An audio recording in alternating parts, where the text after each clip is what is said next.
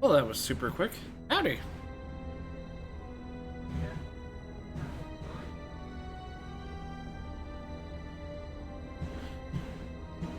Yeah.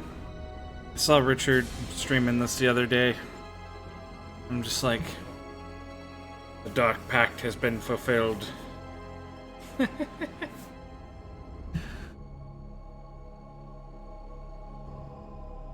Time for me to start my playthrough of it.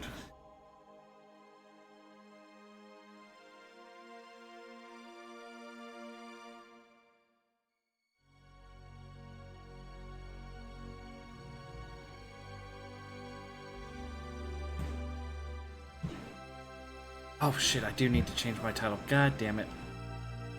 Always something I forget to do.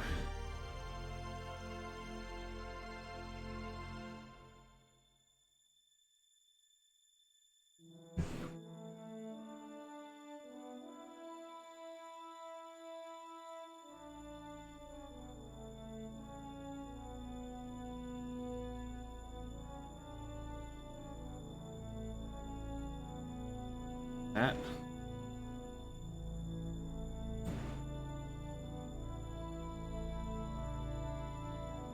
Come on. Back. Give me.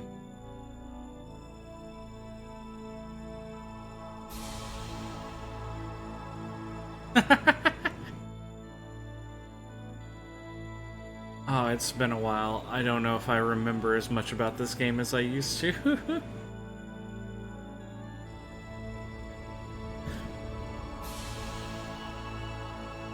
Alright, but that needs to go. He's cheating already? Oh, he has a guide.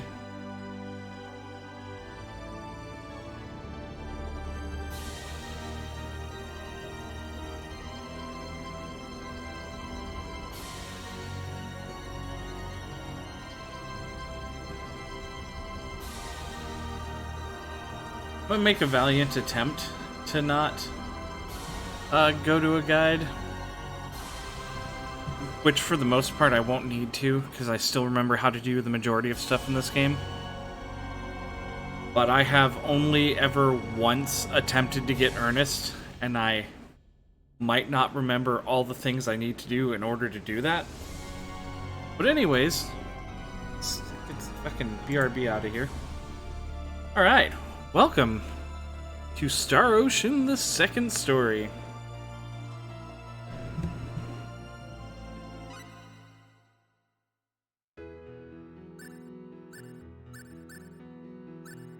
I love this game. If you were to ask me what my favorite game of all time is, I would have a hard time actually saying what it is, because I play so many different kinds of games, and I have favorites of all kinds. But if you were to ask me what my very favorite RPG is, it would be this one. This is such a ridiculously well put together game with so much to it. I fucking love this game. So we're gonna be playing as Claude. The vast reaches of outer space can hold the myriad dreams of 10 billion people and still show them its infinite possibilities. Because Richard's playing as Rena. I'm also gonna be... expand through the vastness of space. But of course, some of them are nightmares. I'm gonna be getting an opposite, a set of characters opposite to his.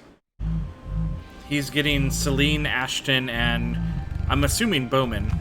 So that means I'm gonna be getting Opera, Ernest, and Crisis.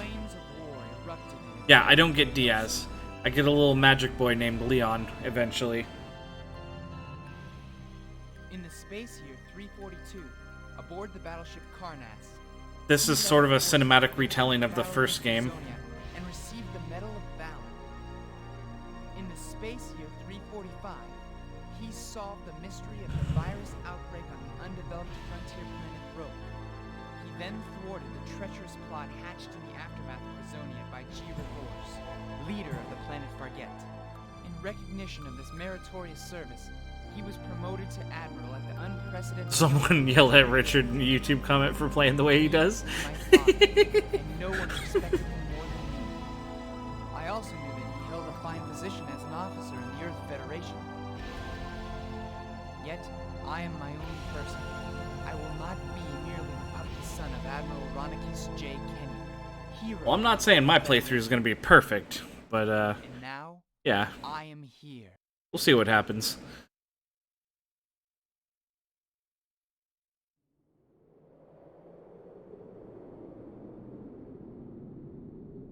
Laconia.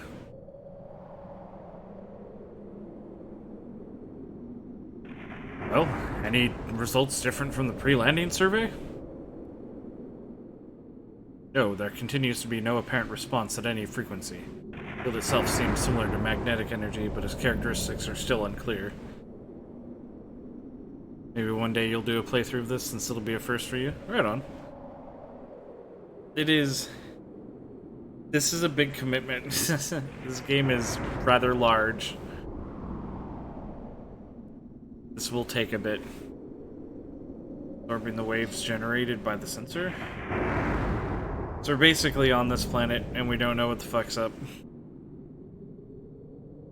86 possible endings. Yeah, but you get multiple of those endings in one ending, depending on the relationships you make. Okay.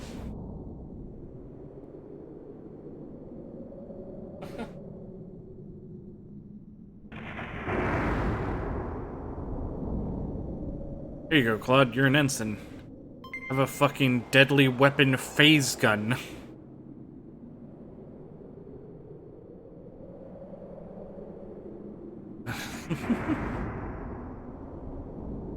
Gordon says hi.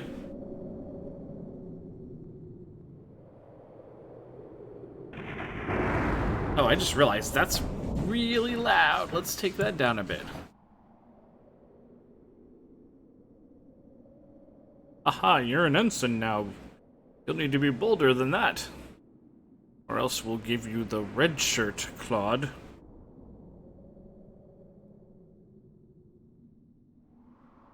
Phase gun will shoot when you press the L1 button during a battle. That'll start to use it, okay? Make sure to yell, BURN! For extra damage, okay?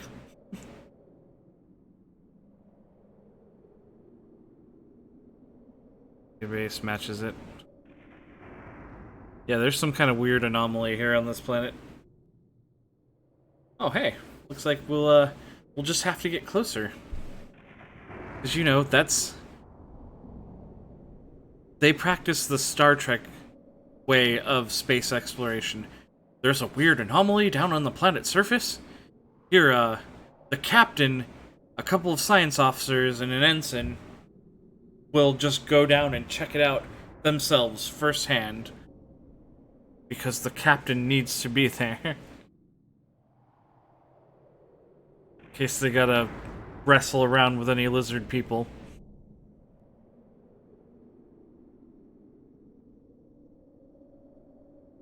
Just look around the dome's entrance. Everybody, case the area.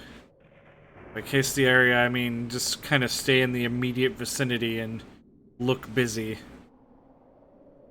Safety is the first priority. Then why are you here?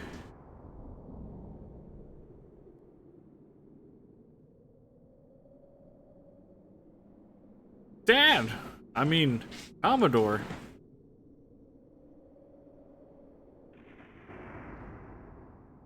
Yeah, what's up, Claude? It'd be funny if he's just all, like, rigid and militaristic in how he speaks to everyone. You, science officer, case the area. I want every part of this analyzed. And Claude's like, Dad! I mean, Commodore, and he's just like, hey, what's up, Claude? What's up, man? There's something here. Appears to be some kind of control device. Maybe it's a button that opens the door. Good work, Claude. I like how those fucking Science officers are annoyed, but at the same time, it's just like there's a panel with a button and nobody else but Claude saw it. This is Dad in Skies of Arcadia. Don't call me Dad, call me Captain. Sometime I may be able to.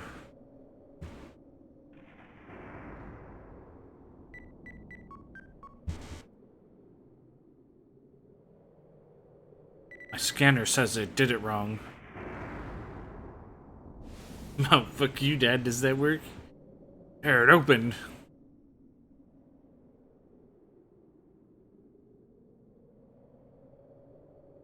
What does it look like inside? We can literally all see inside.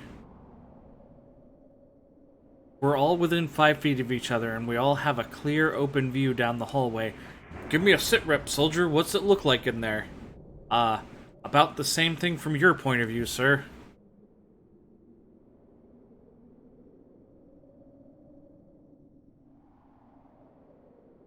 Investigate the interior. No idea what lies ahead.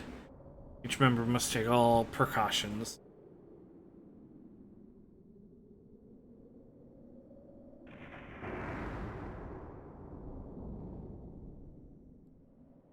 Oh, what's this willy-nilly thing? It's a save point. Dad, I found an alien artifact. Don't be silly, Claude. That's just a save point. You can inscribe your memories on it, and if you die, you'll come back to life here.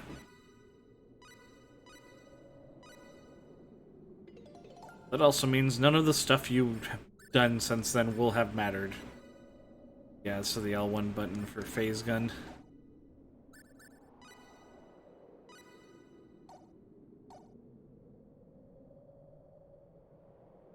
Yada yada yada. See ya, nerds.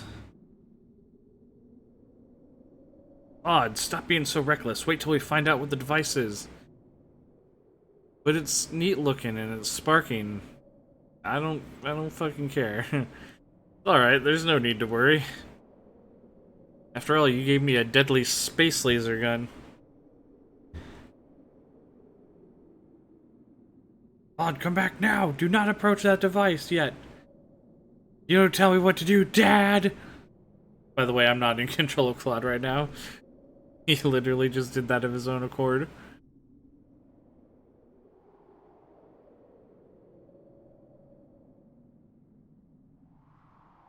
So glad it's your Friday. Right on. Get nothing done if we keep fretting like this.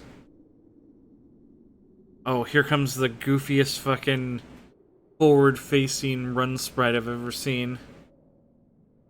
Dude, that dangerous thing is often look like nothing special. Looks like a fucking pod that some kind of Superman might have come out of. Gate open.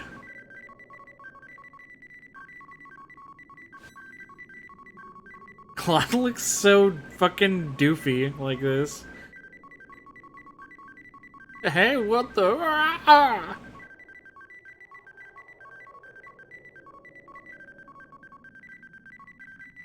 It's like he's trying really hard to pull off cool dance moves. But, you know, he's just not doing it.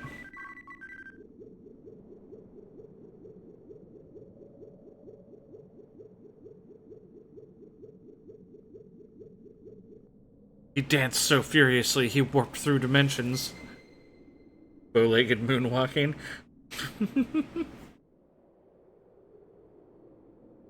He disappeared. Claude! Commodore. It's all my fault.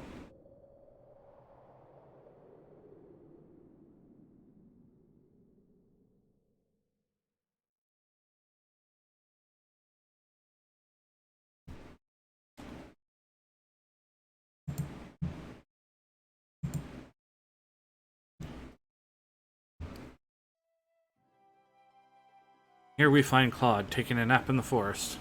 Oh, huh?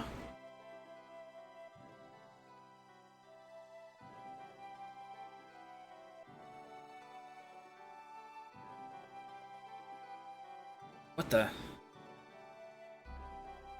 was exploring Melusina. Melusina? I was surrounded by the light, and my sick dance move saved me. So who's the better protag in your opinion? You mean to play as? I mean, just for, like, playing style, probably Claude. But, Rena does have a bit of an easier time. Especially once you get Diaz on your team. Also, in one of the secret... in one of the secret post-game dungeons, you have to go through it once and then go through it a second time with only your main character and one other person. If you're playing as Rena, it's all cool because Rena is the healer, basically. So you can bring like your toughest guy, like Diaz or whatever. But if you're playing as Claude, well then you have to bring a healer, and the only really good healer is Rena, so you're pretty much stuck like that.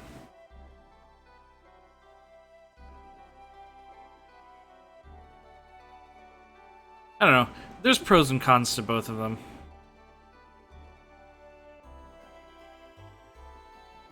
That's it. My communicator.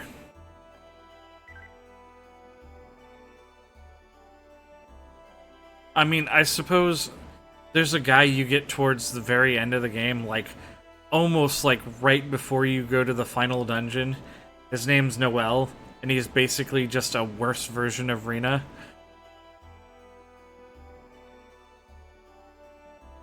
When I was trying to talk about pros and cons of Noel with Richard, the only thing he said that was good about it was like, he's like, Noel learns Earthquake. I'm like, okay.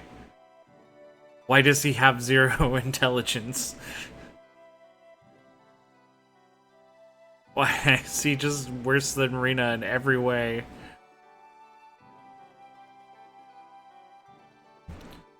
No point in just sitting here to figure out where I am. I'm in a forest. Got it.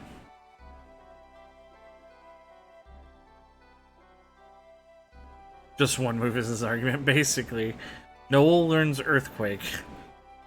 That validates his existence, I guess. Nobody likes Noel. He comes way too late in the game, and again, he's just like a bargain bin version of a character you've been using for the entirety of the game. Judging by the look of the place, might be an underdeveloped planet. Wonder where the heck I've gotten to. And remember, Claude, on underdeveloped planets, there's a treaty that says you can't let them know about technology that they haven't discovered themselves, or that space travel is a thing.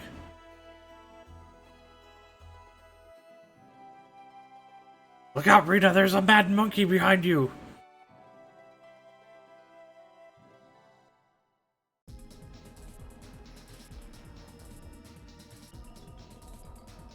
Well, there's only one thing to do.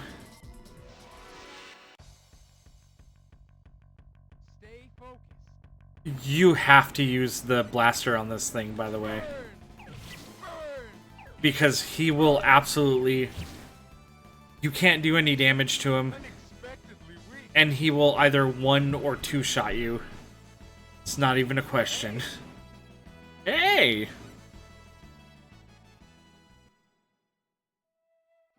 Oh, cool. Hi, Toad buddy. Okay. What am I gonna do with him, actually? I'm gonna sit... Ah! Yeah, he can sit over there.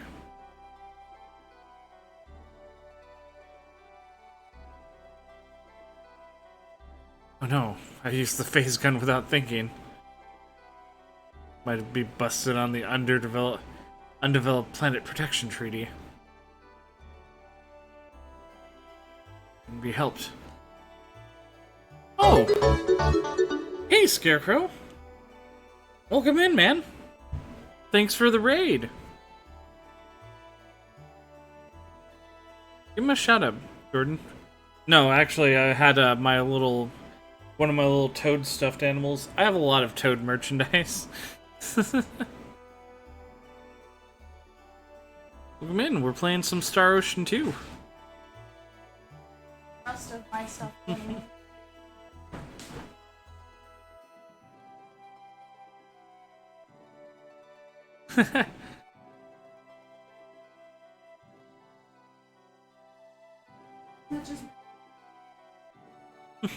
How far along were you making it in Pac-Man World 2, man? I was watching a little bit. You were in the ice world? Is that pretty far in? The only one of like the non-maze Pac-Man games I've ever played a lot and beaten was Pac-Man 2: The New Adventures on the Super Nintendo.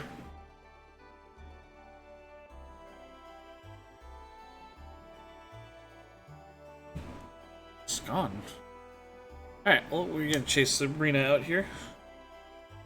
Oh, she didn't go very far. She literally made it like 5 steps away and then stopped and waited for us. Glad you waited for me. Sorry about running off like that. Yeah, it's alright.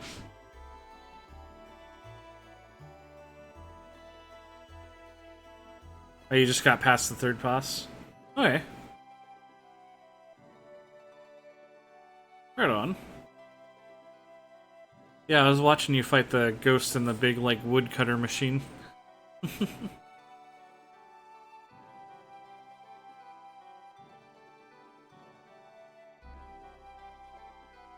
Are you afraid? Maybe a little bit. Where were you more afraid of, Rena? The big mad monkey that could have destroyed either of us? Or the fact that this random outsider who just showed up wearing alien clothes just burned it away with a fucking magic burn gun, basically?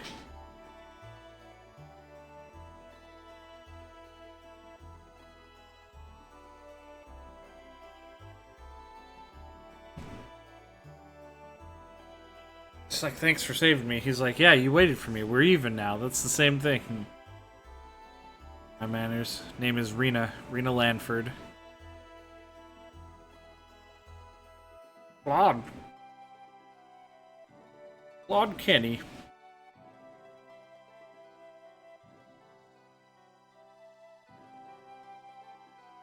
Okay, so the like beginning of Claude's story is actually there's a little bit of action, but it's very long-winded at first.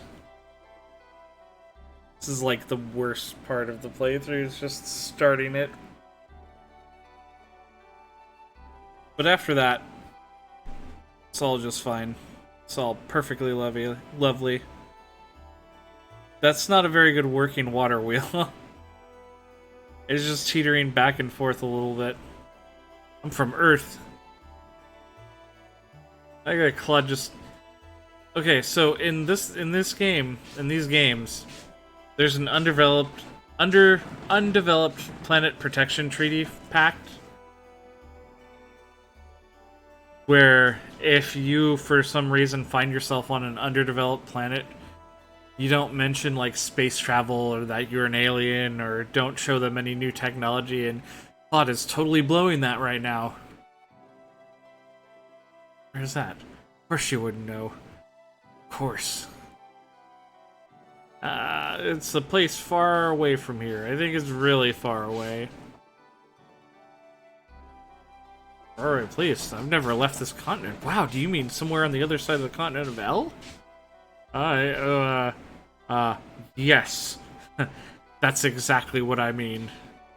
Quite a trip.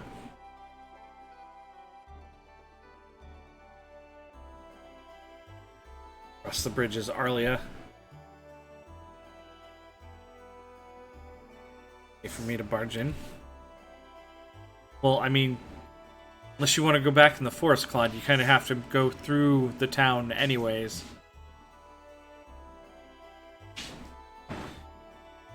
I really didn't do anything except point a phaser at an ape and yell, "Burn!" as he disintegrated it. can't do much entertaining anyways. By the way, that stick playing hula hoop, if for any of you who don't know, is a save point. Howdy, Zero? Arlia.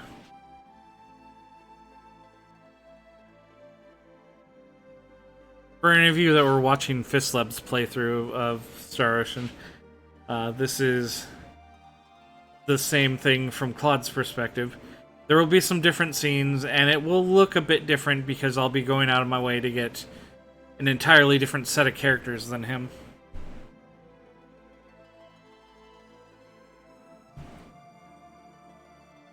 Is there any other kind?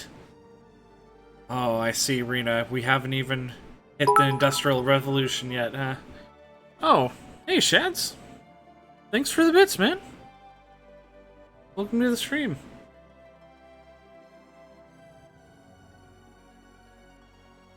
Hope everyone's having a good day, or good evening at this point, I guess. And thank you as well for the other 5 bits, Zero. I really do appreciate it.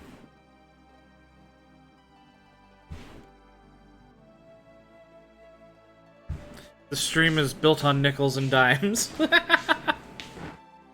No, really though. I do appreciate it.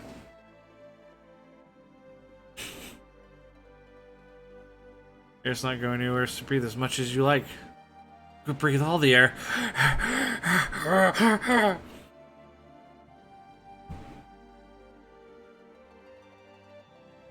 Zero didn't what? Give Zero a shout out. Wait, what? Why didn't it give him one?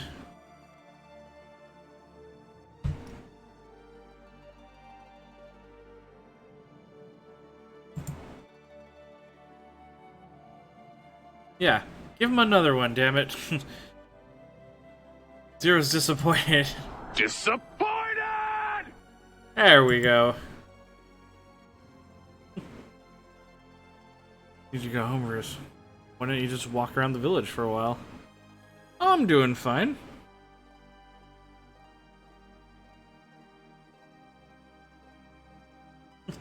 Yeah, it might have been because you did it too close to... Though, I don't know about that, because when I was in Scarecrow's stream earlier, both Frankie and TechX shouted me out at the same time, and it popped up twice. Maybe my bot's just not as smart.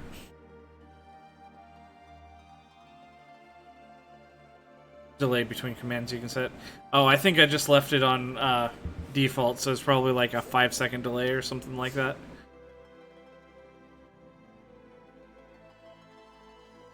Getting back. Psychonauts 2 looks really fun. I have I binged my way through it. I actually have already beaten it. No spoilers, but it's quite good. I am very pleased. Very pleased with it.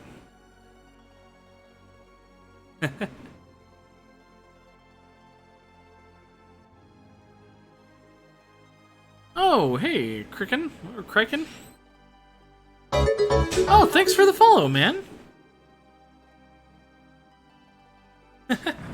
And the host. That's very kind of you, man. Also, welcome in. We are, playing some Star Ocean The Second Story. My personal favorite RPG for the PS1. It looks better than the first game. Well, the first game was on the Super Nintendo. And this one was on the PS1. It was definite like graphical upgrade, but it still tries to keep about the same kind of look to it. He said that the warrior will come soon. Traveler, I hear rumors of many demons appearing along the roads. To be traveling at such a time, you must have a reason to take such risks. May God's divine protection be upon you.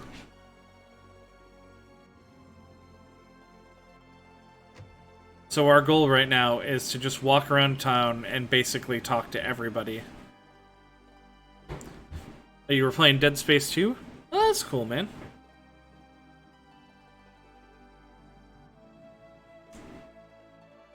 have Dead Space 1 on the PS3 and Dead Space 2 on the 360. And I have actually never played them before. I wanted to at some point, though.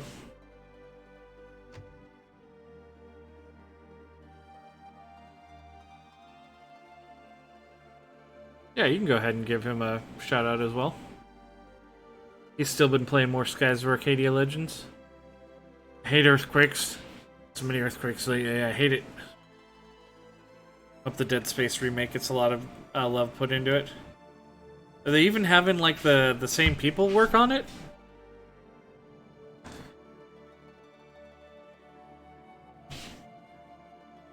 First look at original Dead Space 2008 versus remake. No.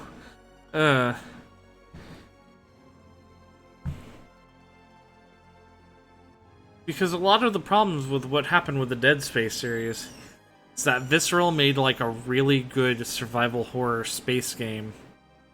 And then slowly but surely, EA kept like corrupting their vision more and more. And like Dead Space 2, which still turned out alright as I hear. And then Dead Space 3 became just like a big, how many DLC microtransaction things can we stuff into it and make it just not the same thing anymore. Visceral doesn't exist anymore. I know, it's just another body in that EA graveyard. Let me go, I can't stand lightning. Visceral Star Wars headed by got canned. Wasn't online. God, I hate this quest for like online service games. I realize that it can be something that can make you a lot of money over the long term, but just make a fucking good game. This quest for something that will be infinitely profitable just ruins so much these days. We're about to start Super Robot Wars 3. Right on, man.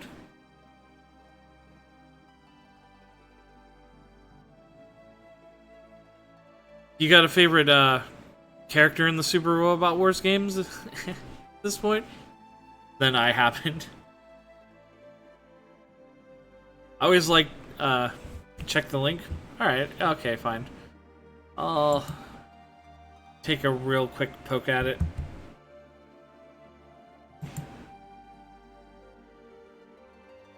Oh, I mean, that is a spot, that is a pretty glossy glow-up. My body is ready, but my mind is terrified. We'll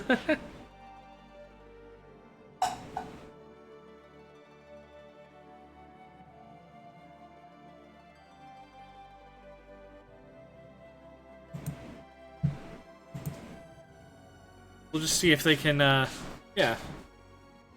Anthem bombed so hard, Jedi Fallen Order and Mass Effect Collection so good now you is changing their priorities. Oh, right, hold on.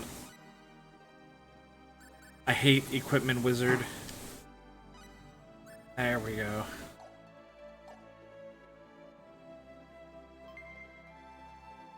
Full Resurrection Bottle.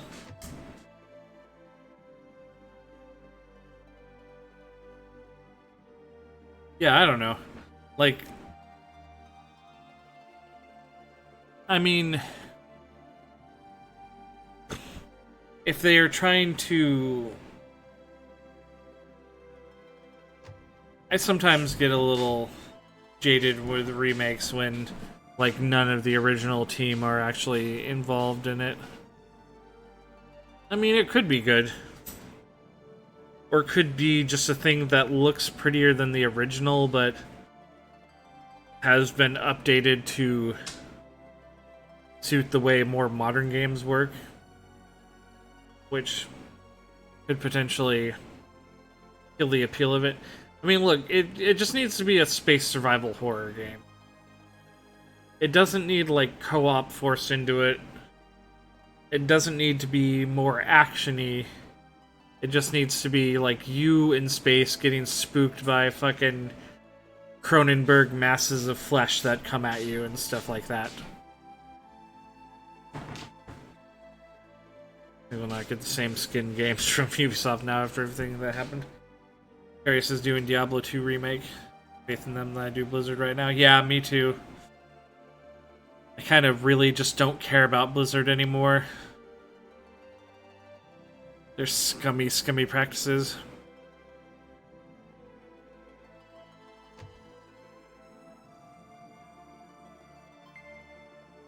I stole these people's strawberry jam.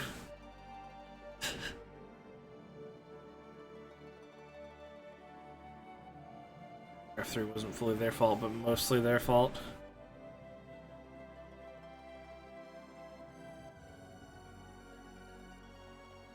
Yeah, Blizzard has been making a lot of faux pas in the last couple of years. Like, and not just they've been making massive mistakes. They've been fucking up hard, and then trying to cover it up with new game announcements most of the time, getting people hyped, trying to drown out the cries of the people affected with like hype for new games.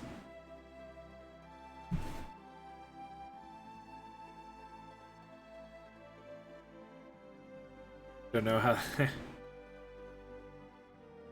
Diablo 2 remake greater than Diablo 4? Oh, I'm sure, man.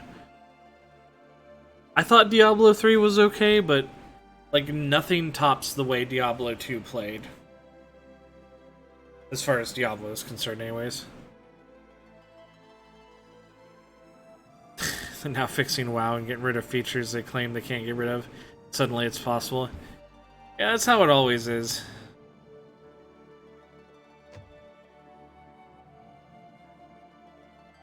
Activision won't get a penny from you. Yeah. Activision's CEO. Like, I know Blizzard's CEO stepped down because, you know, he wasn't doing a very good job. But Activision's CEO, now there's a man who needs to lose his job.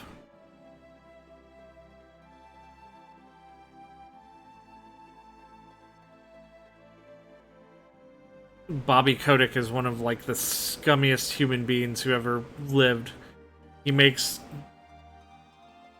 He lays off like hundreds of people a year and makes probably the highest salary plus like bonuses out of almost any CEO in the gaming industry around.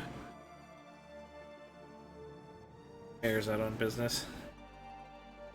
Money can go to the workers who deserve it. Yeah. Bobby was in Jeffrey Epstein's little book. If you saw a picture of Bobby Kotick, that would not surprise you at all. He looks like the face of someone who would allegedly be part of something like that. On business.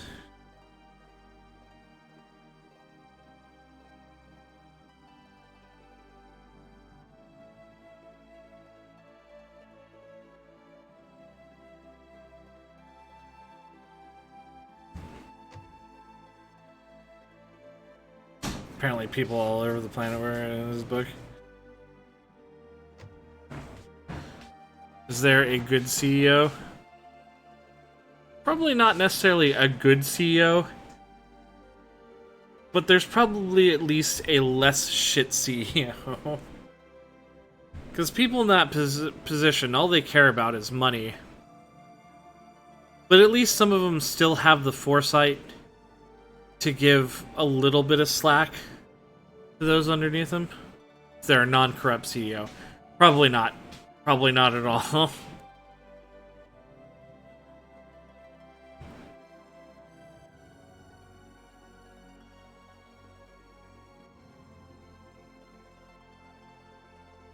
Oh yeah, we're done talking to everybody in town, so now we can come to Rena's house. A nugget of gold in the shit pile. Right.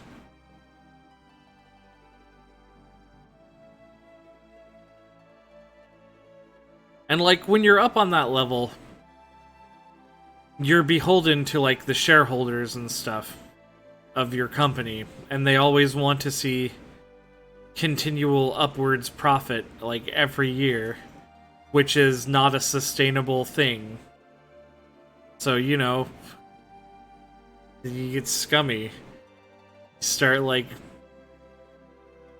laying off hundreds of employees to pump up your profits and stuff like that. It's literally all about money. It literally is all about money.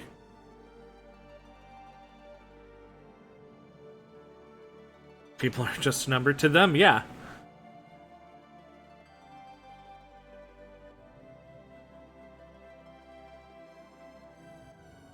Seems like lately, though, like, as far as the game industry is concerned, there's a lot more people actually rising up and trying to unionize and seize power from the big rich people.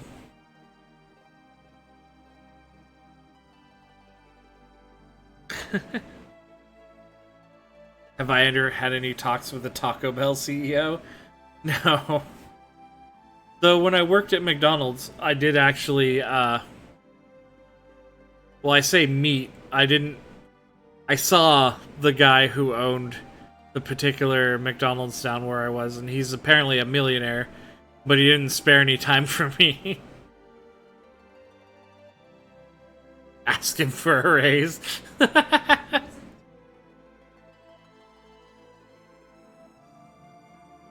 Have you seen the CEO of Bang Energy Drinks?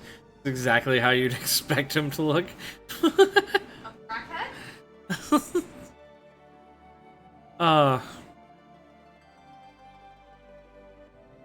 Can I ask, why is America taught to hate unions? It's mostly just,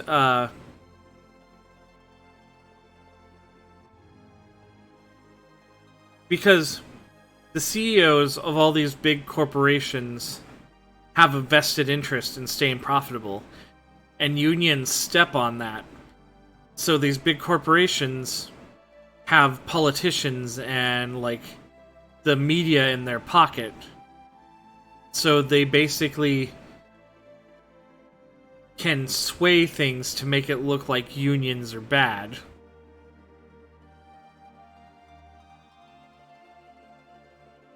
The answer is just the capitalists. Yeah. They're capitalists.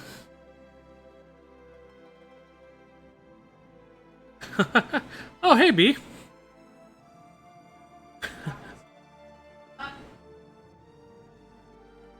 We're having a fun conversation about how rich people ruin everything. They do. But unions are good. Yes, they are. Unions are good because they basically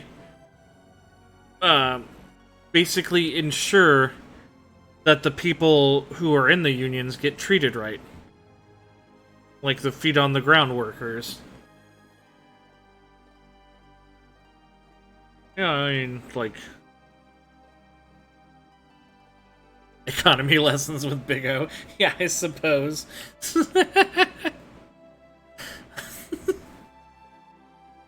Ah, shoot.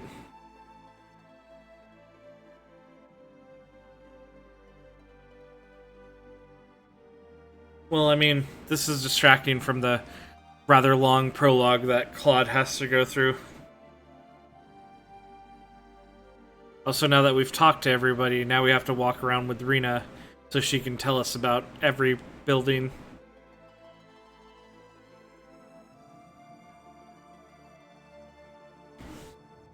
You know, even on The Simpsons, etc., a lot of the U.S. is training people to have this anti-union rhetoric. I'm too gin and tonics. Happy bee. Sound like a slightly tipsy bee at that point.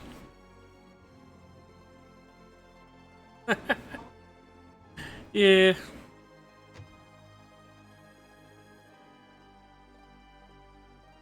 Have I seen the Amazon anti-union video? No, I haven't.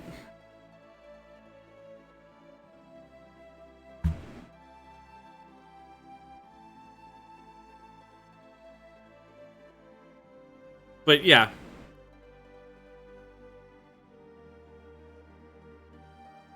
the very simplest like truth of it all is that like rich corporations own the media and have their hands in the pockets of politicians, and so they can spin out propaganda that goes against things that will inhibit their profit margins, pretty much.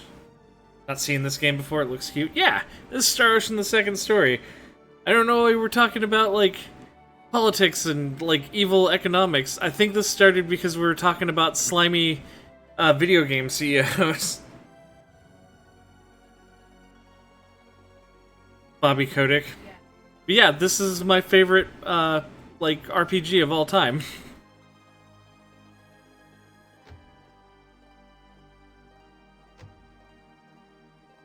Seems Final Fantasy-ish. It was made by Enix. Back in the day, Squaresoft and Enix were two separate companies. And they both made really good RPGs.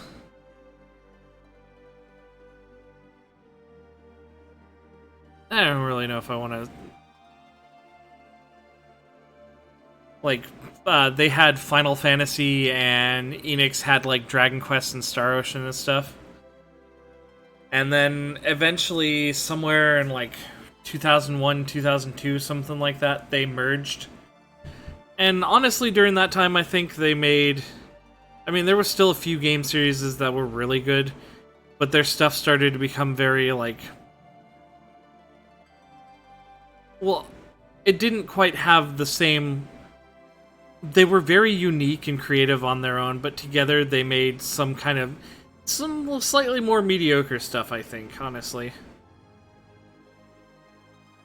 Did I ever play RoboTrek? I played a tiny bit of RoboTrek. I need to actually play more of it at some point. Generic is a good word. I mean, certain game series like Dragon Quest continued to be a great series. Should keep advancing. So I get through this.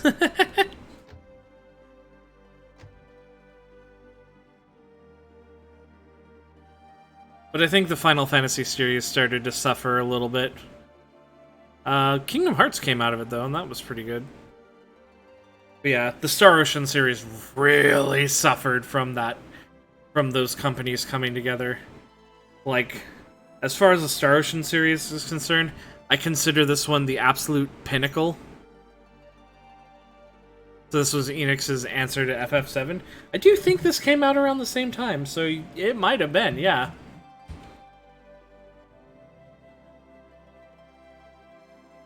The way I discovered this game was I walked into our local department store here in the electronics section.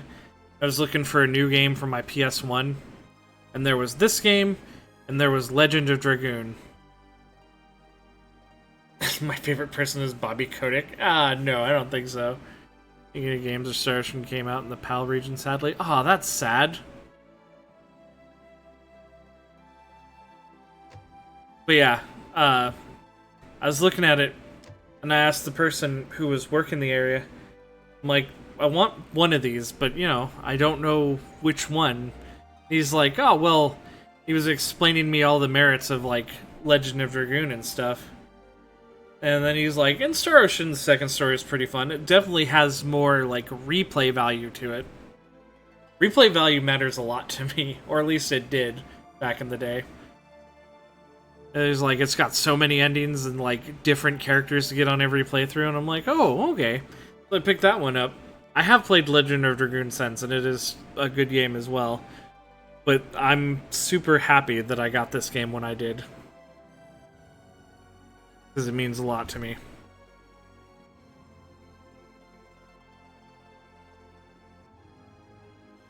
The heals. Absolute necessity. Herbs? You mean herbs? You know, the most healing, curative thing in the world in this game is fucking blueberries? Blueberries and blackberries in the Star Ocean series are basically the most cure-all things. Sandals. Ooh, I definitely want some spectacles. Spectacles are good. Blueberries heal health. They heal 2% HP. And you can get some skills later on that increases that. And blackberries heal 22%. These cure poison. Everything else is for like alchemy and stuff like that. Stuff we'll get into later. I don't have enough money for all the rest of that stuff. So I'll pair 2 pairs of sandals. Right. Equip wizard. Turn that off. Yeah, right now we're just exploring the town. After we just got done exploring the town. The house of a newlywed couple. They're so lovey-dovey that it's embarrassing just watching them. As we fucking break into their house just to talk shit about them. Come on, you guys, get a room. And they're just like, this is our house! Uh-huh, right on. Okay. Where they hold weddings in the village. The priest here is very earnest and is always there for us when we need advice or guidance. Sounds like a wonderful man. Do I work today? Nah, I'm good. Actually, now, even when I work, it's pretty late at night. So, I don't have to just stream for 2 hours and then cut it short to head out.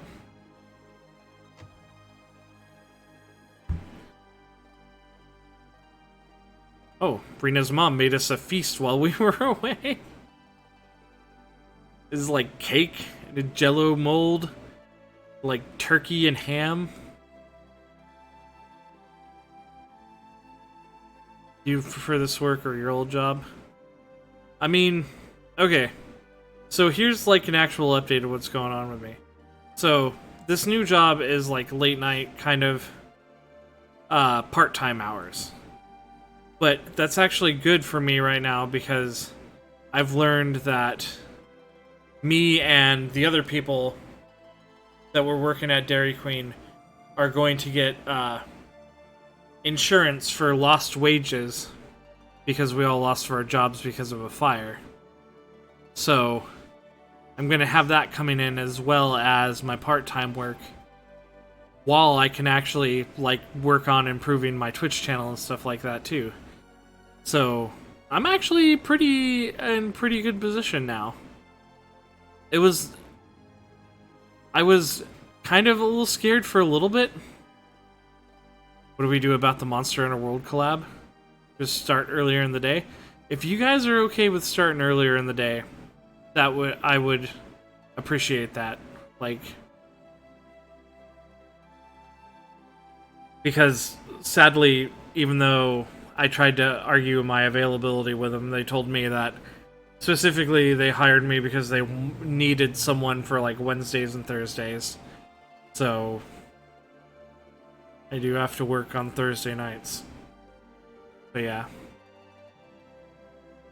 Thanks. Yeah, things were looking dicey there for a second, but now things are actually looking really good.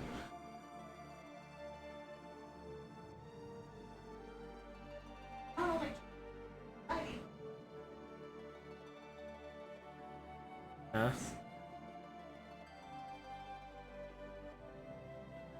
That's not how it should be. Or late. You disability? Shats, I don't want to... I hope they're paying you more than 5 bits for your disability, my friend. But also, I absolutely do not want you guys to put yourselves out on my account.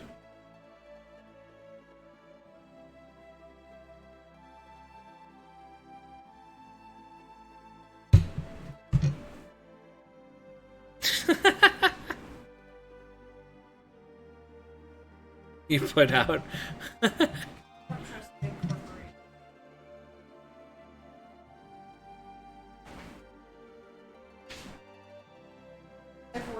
jobs, no. This thing is a bit much for like 3 people. It's like cake, wine, jello. Oh wait, that's like a fried... It's like a fried bird. They left the head on the bird. You said cake and wine, don't that's me. Hold on a second. I wonder... No, I can't. I want to show you guys this. I want you to see this. Because they fried the bird, but they left the head on it. What the fuck? It's a goddamn duck, and they left the head on it!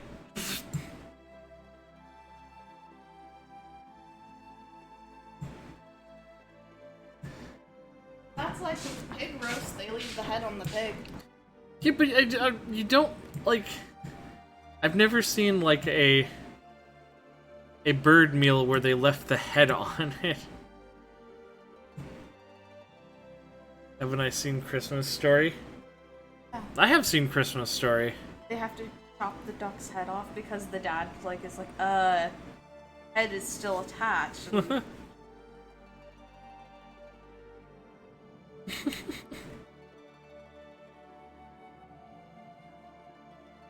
They do that they go to that Asian restaurant and the duck has its head on? Yeah. But you see, that... Yeah. In some cultures, how they do things, how they eat. Need to do more Gartic Phone soon. Because than the last time. Yeah, we need to do more Gartic Phone. That was a lot of fun last time. Yeah, that was fun. Oh, so, hey Zero, Shads, if you guys are still here, about what time or what day are you guys going on, your trip? Just wanted to ask. Friday? Okay. Ewok. Yeah. I think we'll definitely, oh hey! There's much space and sci-fi in a game called Star Ocean. I mean, we were on a weird planet at the very beginning of the game. You're right, though. This game only, throughout the course of this game, will only really take place on 2 planets. There's a little bit of space in it. Need Jackbox tomorrow. Yeah, tomorrow's the first. If you guys want, we can definitely do Jackbox then. Thanks for the 8 bits, Jordan.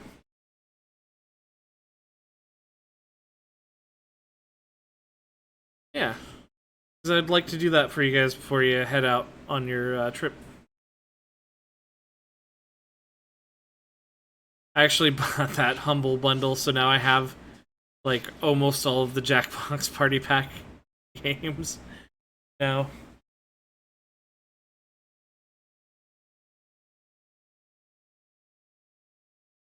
Leaving on Friday for about 2 weeks. Alright. Yeah.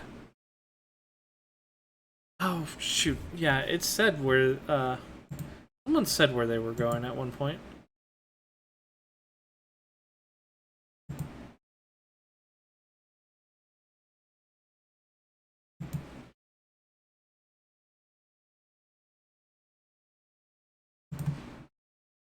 Oh, they're going to Croatia. That's it. Right on. What you guys gonna do down there?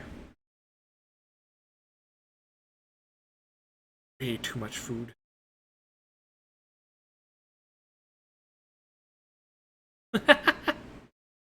See, I only knew because I only had known where you guys were going originally before I forgot, because he said it before.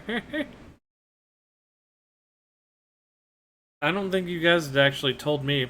Or if you had, then you're right, I hadn't been paying attention. My apology. Just vacation, more for you guys as parents? Oh, okay.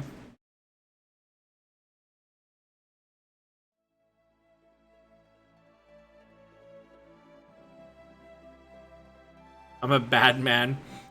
Not a bad man. I'm just a flawed person.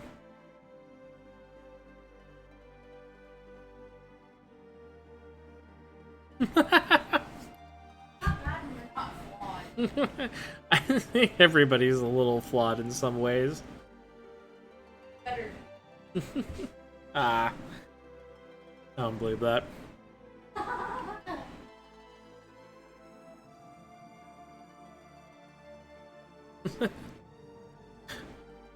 You're the worst man. Oh, she's gonna go beat Robbie at DB Super Cards. No.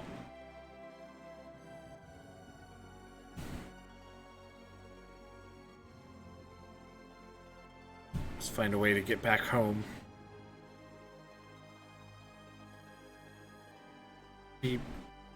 Arena. I wonder what's keeping her. Oh yeah, that's right. We can sneak down the stairs. Said to stay upstairs. Oh, really?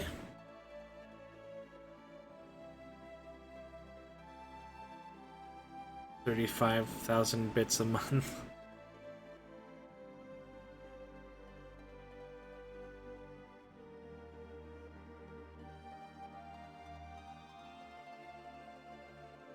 Oh yeah. I mean, I guess we can do like a voice chat for the Jackbox Party Pack things.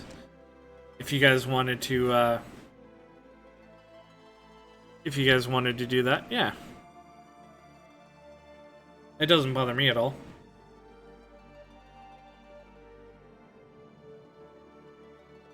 Said to stay upstairs. Okay. Oh, I forgot. This is literally just a waiting game for no reason. Ah! There we go. Hi, Westa. You think I made too much? Maybe a little bit. Think it'd be fun how much everybody laughs their ass off. That is usually pretty fun. Listening to everybody giggle about the fucking things they write.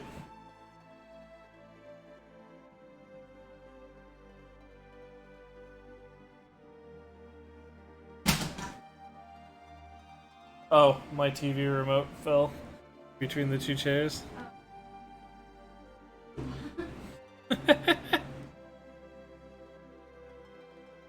Star Ocean. Oh, hey, Rise. Yeah. This is probably my favorite RPG of all time. It's just the beginning. Wouldn't know what to do if the warrior didn't like my food. Would like the WCW warrior. Put the fuel in the rocket ship.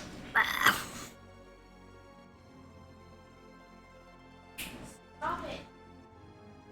Yeah, so apparently because I burned away that ape that was attacking Rena with my deadly space phaser gun, they all think I'm some kind of like prophesized warrior of legend wielding a sword of light.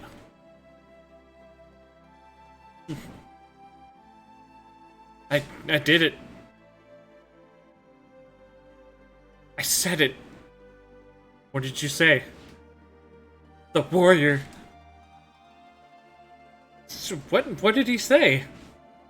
He didn't seem to really understand. That's like I'm up here. What's going on?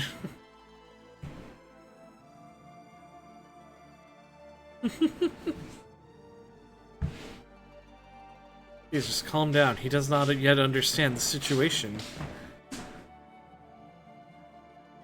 Oh, Mr. Claude. Oh, hey there. You're Mr. Claude. Pleased to meet you. My name is Regis. By the way, this game came out during the height of popularity of Who Wants to Be a Millionaire, starring Regis Philbin here in the States. So the fact that this man's name was Regis, he was a rich old man in position of power, kind of tickled me a lot as a kid. I am Claude. You saved Rena, yeah. Ah, it wasn't anything. You are in the middle of a journey.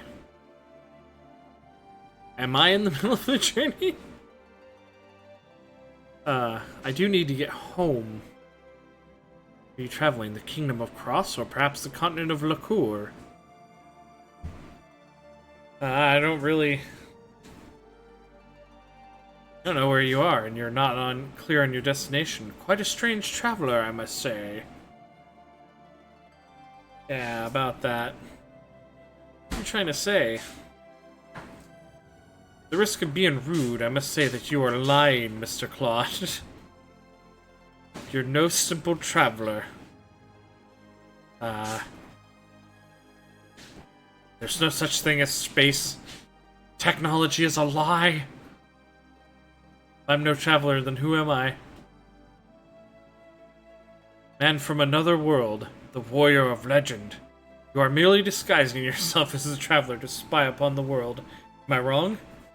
Are you not the warrior who has come to save us? If he's was here to be inconspicuous and spy on you guys, he's doing a shit job, wouldn't you say? Because he's not dressed like anybody, and immediately resorts to using a weapon that nobody has ever seen before. What grounds do you say that? There are local legends which have been passed down through the ages. Say, when this land Expel is threatened with a menace and the people are suffering, a warrior wearing alien raiment shall appear. He shall carry a sword of light and save the people. You wear alien raiments and carry a sword of light. Do we need further proof? I don't have anything like a sword of light. But when you saved me, you used a weapon that shoots out a dazzling beam of light.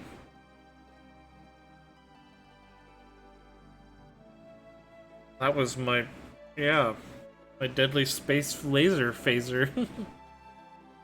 You different person? No, he's the same person.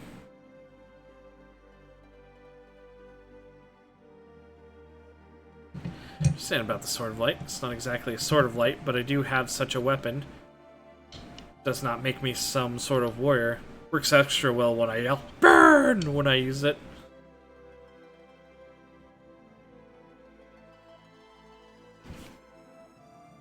Not the warrior. I have no such power in the first place. I don't really know what's happening, and for you to suddenly ask me to help you, fuck. Really don't know about the sorcery globe and about the disasters. Lady, I just appeared in a forest this morning. They are not occurring in this village. Disasters are occurring throughout the world. Okay. Really do not know. I see. Let me explain. Could you give me, like... No, you can't give me, like, the trimmed down version. Ah.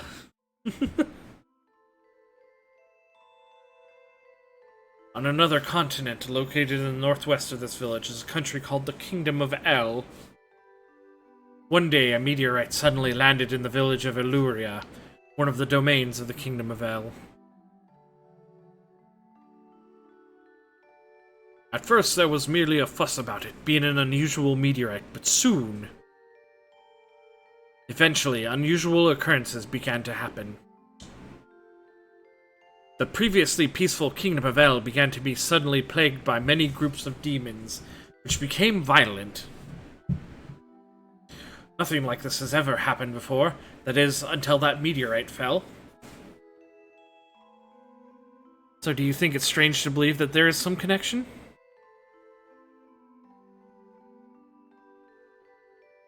We came to call the Fallen Meteorite the Sorcery Globe, or Stone of Sorcery. No matter how hard I think about it, I can only assume that this stone is the source of all the misfortunes.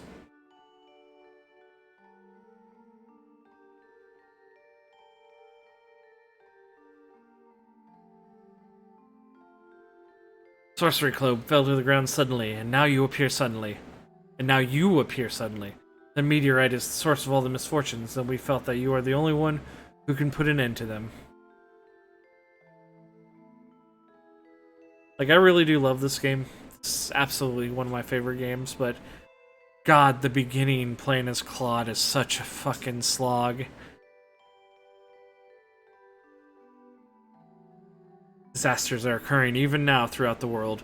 Earthquakes, swarms the likes of which we have never seen. Animals turning into demons. Someday these misfortunes will fall upon this village also.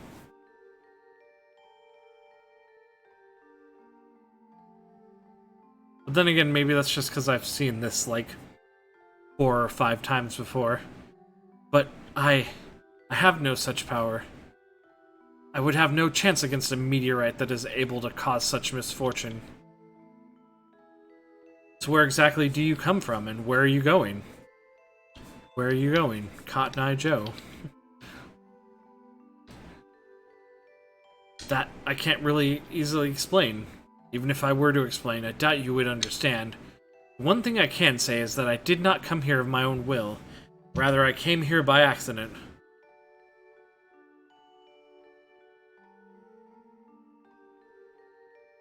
Had funky, fresh dance moves that were so awesome that they fucking teleported me through space and time. Actually, just through space, not through time. You are being so vague that I have trouble understanding. Yet that is all I can say. Oh no, you are being so vague.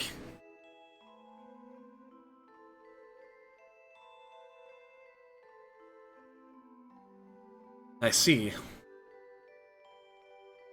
Since you deny it so forcefully, what you say must be the truth, so see that you are really not the warrior. No!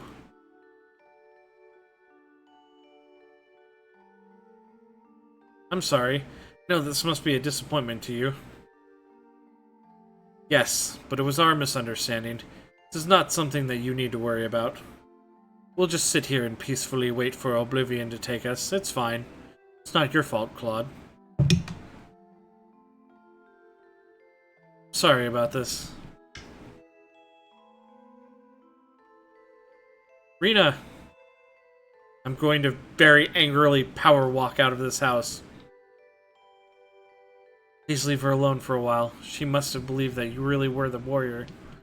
She'll calm down pretty soon. Rena.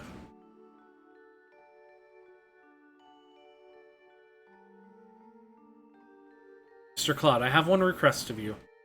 In the future, please avoid any actions which may be misunderstood, such as wearing clothes people don't recognize. But yeah, probably don't run around shooting off your space laser either. Talking about your Sword of Light. As I explained earlier, the people's hearts are filled with uncertainty due to the Sorcery Globe.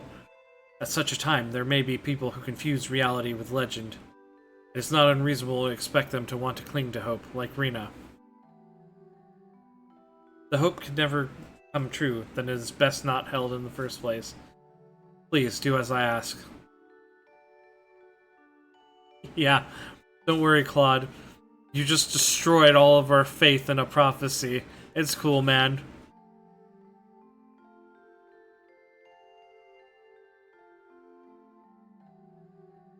So, Mr. Claude, what do you intend to do from now on? To be honest, I'm not sure. I want to look around and see if I can at least find some clues. If that's so, then why don't you stay for a while in this village? You find out something here. You need a place to sleep, you can stay at my house. I wouldn't want to impose.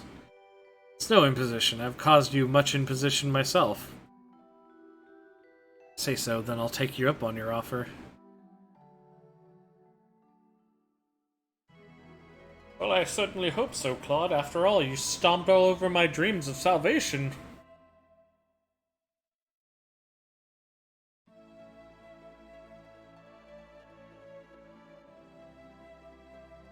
Yeah. Mayor is downstairs. Please, no. No more talking. Please, Mayor Regis. Good morning, sir. Oh, you finally woke up. Yeah, I was just, heading out. That's good. Now, Mr. Claude, if you cannot find out what you want in this village, try going to the town of Salva, north of Arlia. It's a mining town. Many people from throughout the continent travel there. You may hear something useful there. Thanks. Please take this sword. Sword of light attracts too much attention. If you're tired, feel free to use the bedroom, upstairs bedroom, and take your rest. Thanks.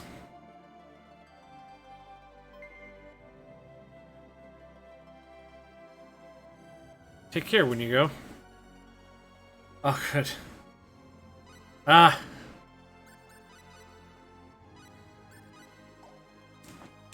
Finally.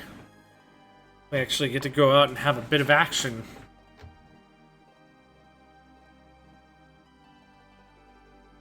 Yeah, go for it. Probably do a little bit of shopping later today. Mister? What's up? If you leave the village, you should stay close to the road. They say the forests are dangerous. Thanks. I'll be careful.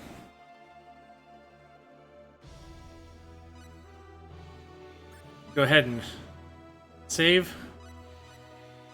How long has it been? Oh, we're already an hour in.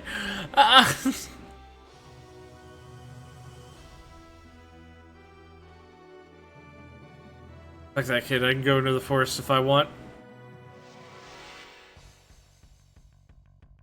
Be careful. Burn! Hey, funny bandits. How about you fucking burn? Looks like we won. Yeah, you don't have to worry too much about a couple levels. Probably wouldn't be too bad. Oh, I was mainly just talking. Yeah. Getting a couple levels here wouldn't be too bad. The enemy. The enemy. Well, they're about to. Burn! Fucking murder me, it looks like. Oh, fuck. Burn! Burn! Burn! Burn! His fucking gun only has a very specific range. Burn! Looks like we won. Air slash. Okay, cool.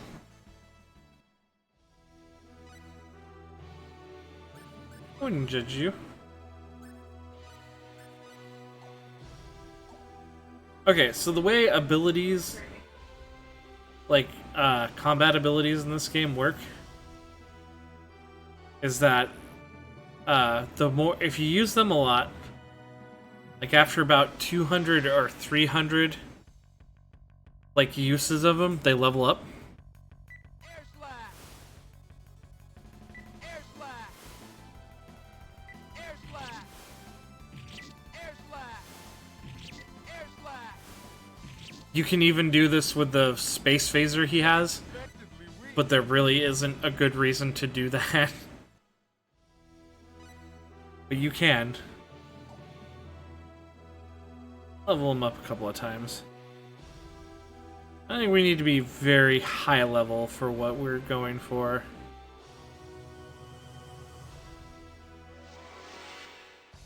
The Star Ocean 2 speedrun is literally hours of air slash. Air slash! Really? Air slash! Huh. Because I wouldn't really even consider Claude's air slash to be particularly great. Burn! Pretty slow, honestly. Yeah, they use it like crazy. Hey. Oh, I got a blueberry. Hey, do I have any skills? So skills are some stuff you can learn that can both increase your stats and also give you extra abilities. And strength per level. Only got 6, we can't put any right now. I think the amount of time you save not running into the enemy helps. I guess I can see that. One more level. Let's get one more level out of this. And then we'll go on. Look, I've been listening to Mayor Regis like talk at me for like an hour. I just want a little bit of actual like action.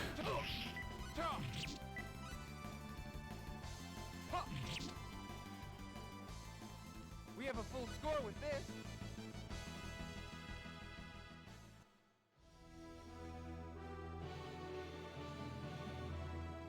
Means a lot to me. If I can just get some actually get to fight a little bit. Oh, it's a wolf man.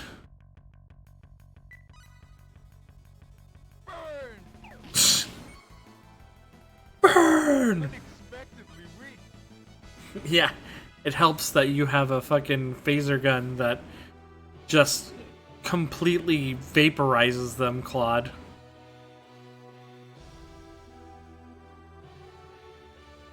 Plus, building up a little bit of money wouldn't hurt either. The enemy. There is one time where it's like an ambush and all of the fucking like 8 funny thieves fall from the ceiling. Oh, useless decoration. Wait, do those at least give defense? I forget. No, they do nothing. Never mind. How much do I need? Should be really close. Like 2 or 3 more battles. And then we'll move on to Salva. I'm gonna try not to, like, do much grinding in this game. Behind? The only time that some serious grinding will eventually happen is, like, towards the very end. And not even for, like, the actual final boss fight or anything. It's actually for, like, kind of post-game content stuff.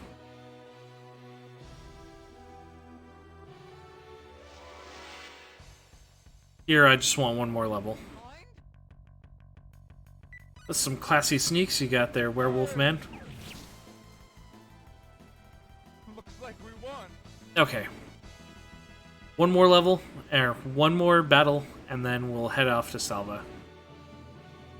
Kid said to stay out of the forest. I guess he didn't want me to be bathing in experience. Behind? Burn! Burn! Burn! We have a full score with There it is. Ooh, and I can actually... I don't want to put points in anything yet, though.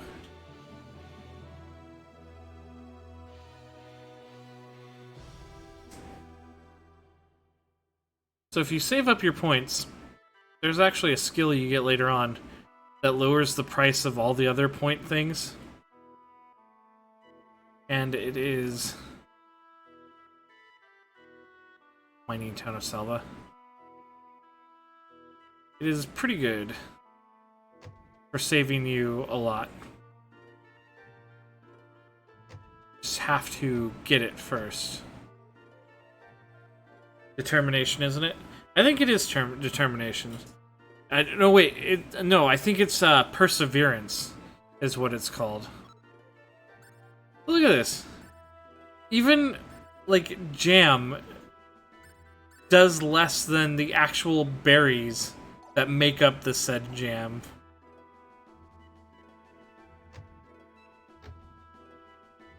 It's fucking ridiculous.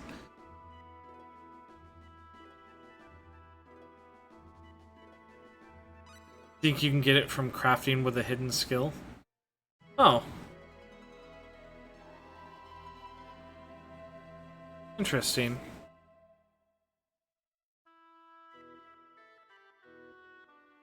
I just know that one of the towns sells those skills.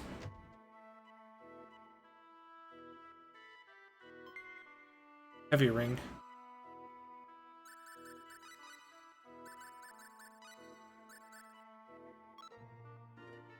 it makes me weak to fire, cold, and electricity. But it gives me 5 crit.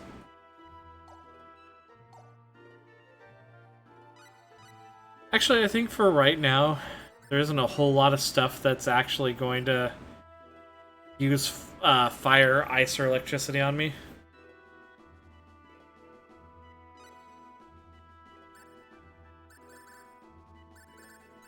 So, I already have leather armor. I could use... Yeah.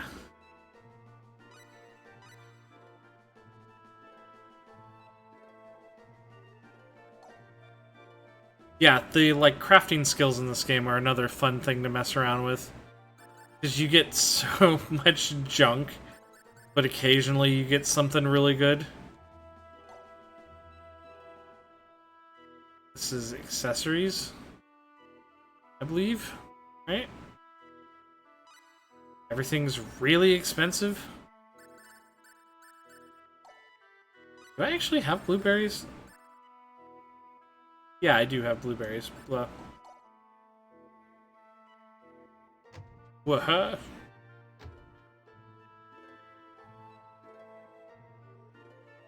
Here.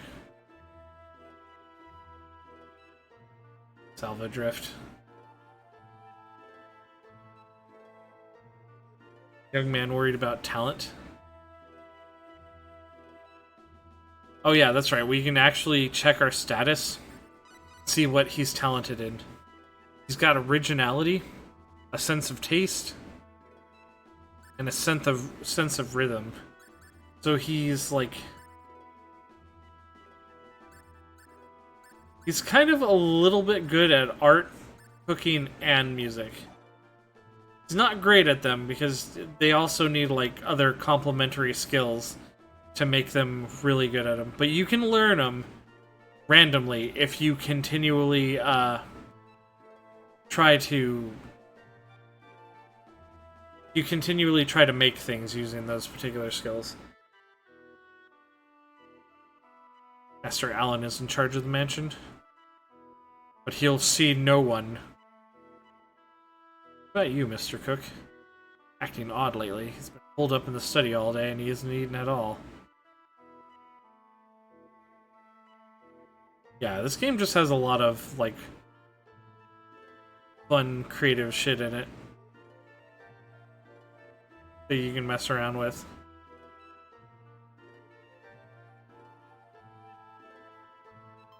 A portrait B.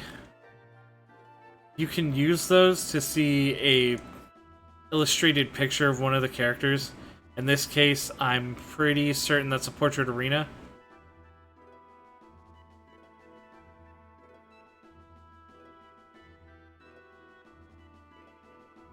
See, that's me on the screen? What?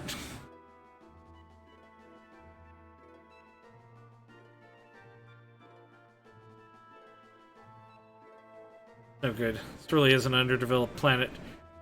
There's no clue anywhere. Still get no response from the communicator. Maybe I'll go back to Arlia.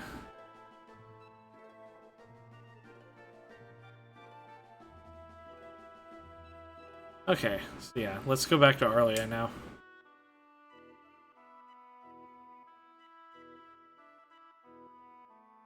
Sure, everything is hunky-dory.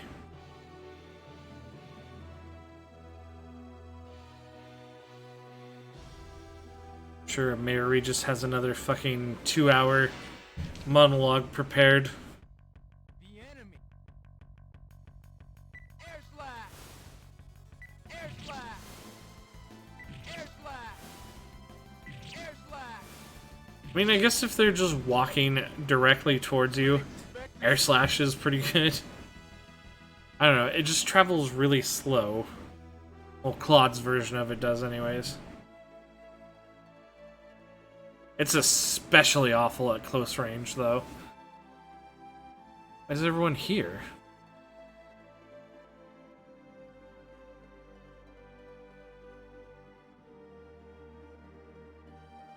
Yes. Something happened, Arena? son of the mayor of the neighboring town?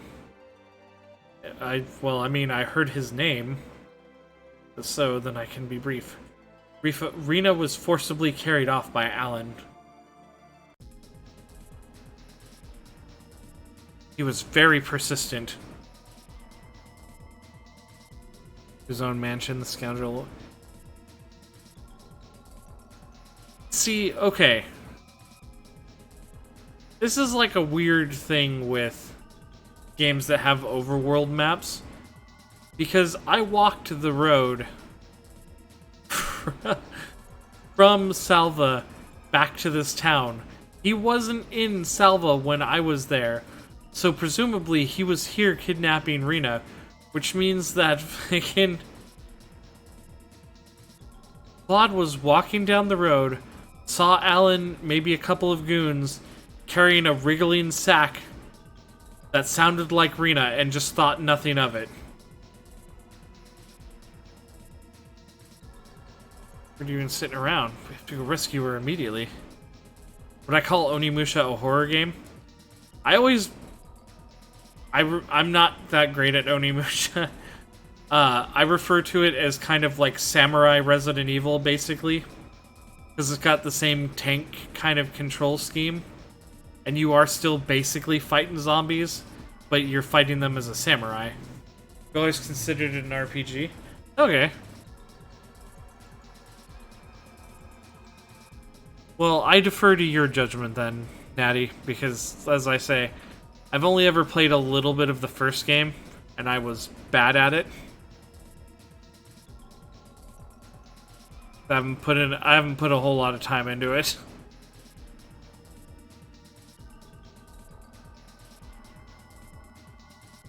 I do that a lot though, like, because another game that came out on the PS1 was, well, okay, Onimusha came out on the PS2, yeah.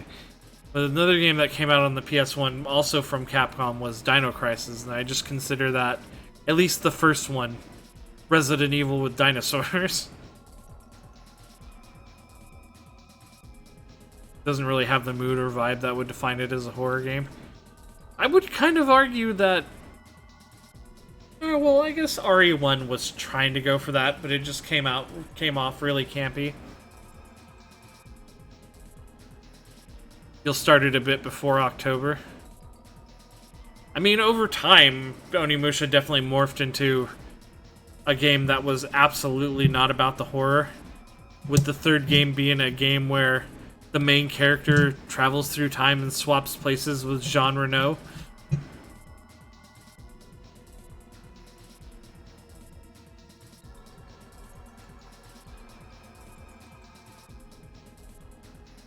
You can't just...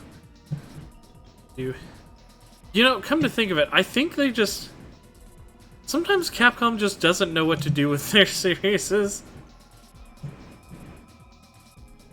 Because they took Dino Crisis into space, and then Onimusha, they're like, time travel, character swap plot. Dino Crisis and RE1 had the what could be behind the door vibe. Okay, yeah, you're right about that.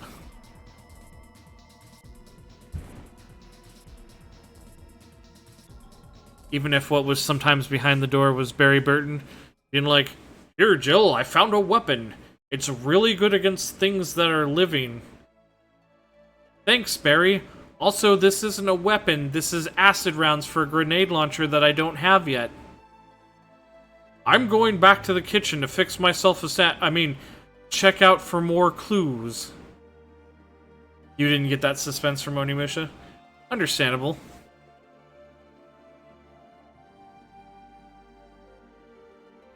Out of this village. The village will not suffer even if I go in. Simple.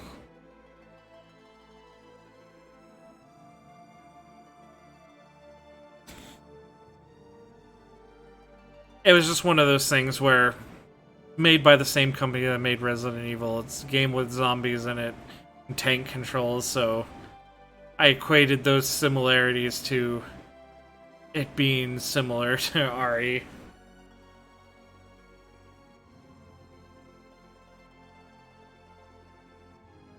And I was probably wrong for doing so.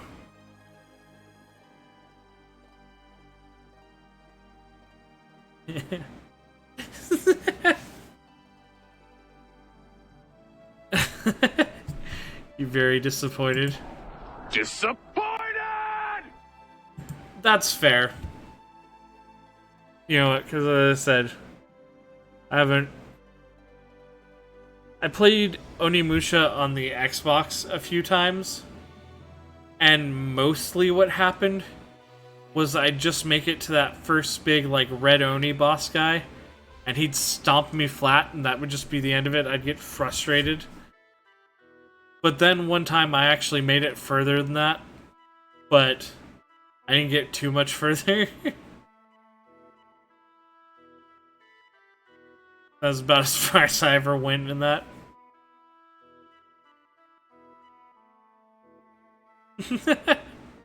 Chad's is throwing away robots. What a monster.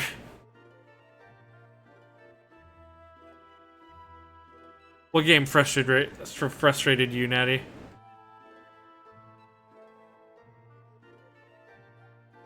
Shenmue.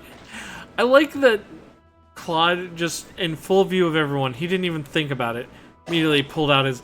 He doesn't learn anything. Also, I love Shenmue. The game's got all that, like, beautifully awkward 2000s kind of, like, jank to it. It's beautiful.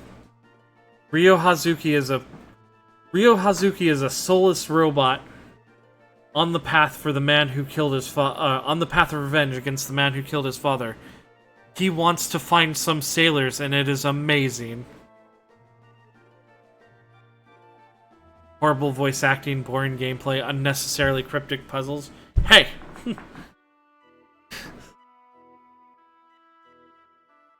I could sit down in front of a little gacha machine and spend all of his hard-earned, like, work money getting capsule toys, and it was the funnest thing possible. I'll be able to use it for a while. Alright, well, we can't use our phaser gun anymore. You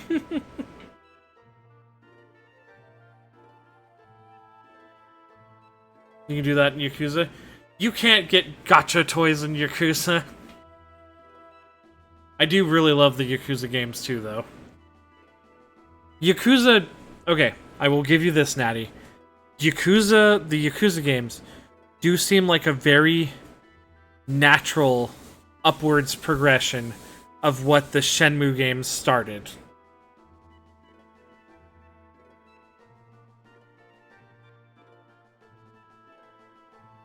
Like, Shenmue was kind of a rough draft.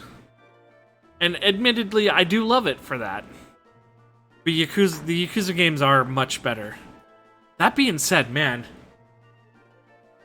I should stream Shenmue 1 at some point.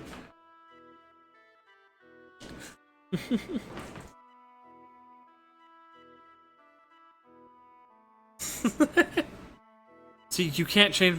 I know... We'll just have to agree to disagree, Natty, because neither one of us is going to break on our position. You have it as a 500k channel point reward.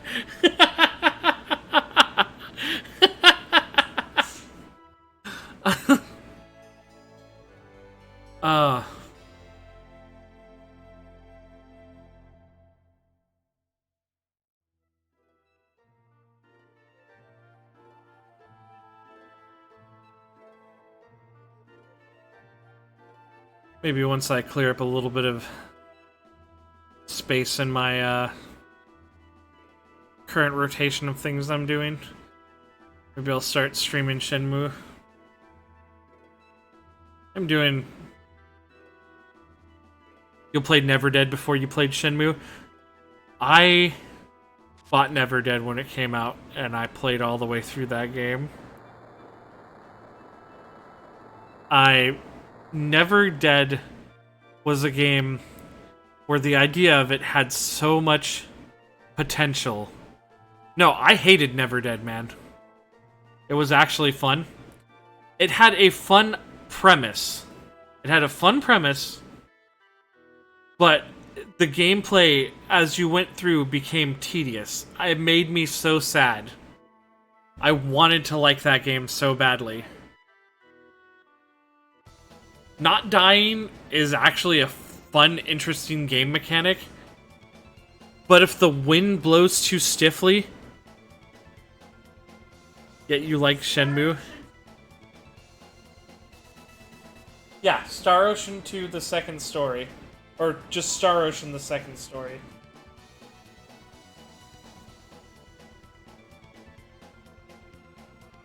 I like different... Never Dead was more polished. I mean, yeah, it was more polished. But... I don't know. In the same way that you feel like Shenmue's gameplay probably becomes a bit tedious after a while, I started to feel that way about Never Dead. Like, if the main characters... Okay, I don't mind... I did not mind at all. The mechanic, you want Lollipop Chainsaw 2?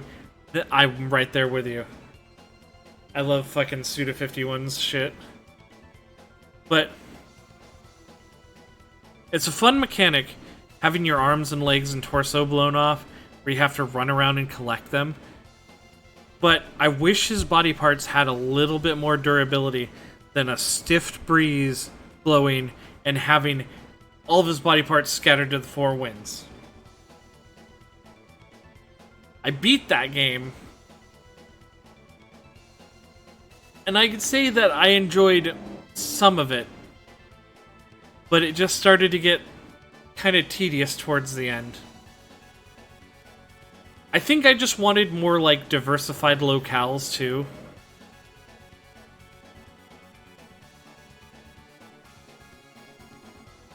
Enough Travis, give us more Juliet, yeah.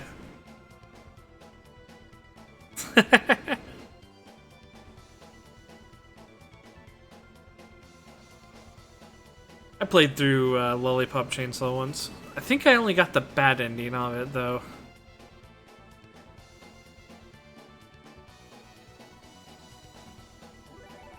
You'll never stop waiting for a new Tenchu game?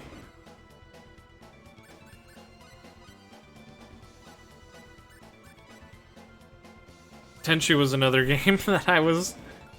Well, I mean, okay. So I'm just not good at stealth games in general. Tenchu especially. Mow through an army of zombies with a cheerleader with a chainsaw. Yeah. And her reanimated boyfriend's head strapped to her hip.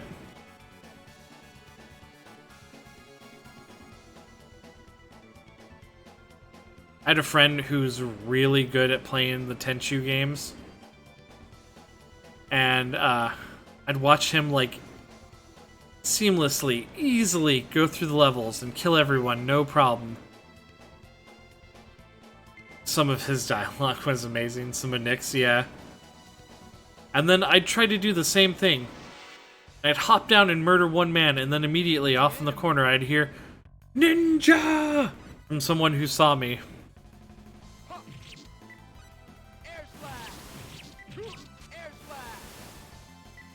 One of the hardest stealth games ever made. Okay, yeah. Tenchu is easy. We're getting two wildly contrasting opinions of the same game here. I will admit, I remember, like, maybe it depends on what Tenchu game. Because I played, like, what was it, the Xbox one, Return to Heaven or something? Splinter Cell can be 10 times harder. Splinter Cell is pretty hard. But I actually beat those ones. Or at least the first two. As if you know the game.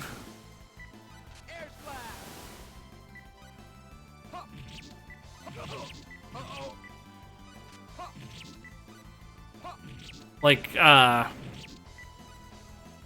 Tenchu 1, I thought it was a funny mechanic that the bad guys in that game have no object permanence.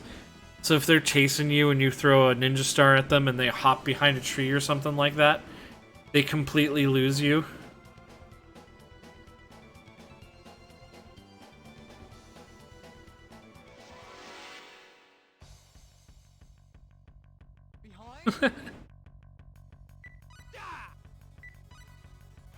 I don't know. I'm gonna go on a limb and say, like, I played the first two Splinter Cell games and beat them a long time ago. But stealth really isn't my thing. And if I ever play any of the Hitman games, you'll find that out very quickly. Somewhere around 80 points. But, the only caveat to that is that I'm actually okay at Metal Gear Solid games. Not amazing. I'm not suddenly super stealthy in those, but I can do a much better job in those ones.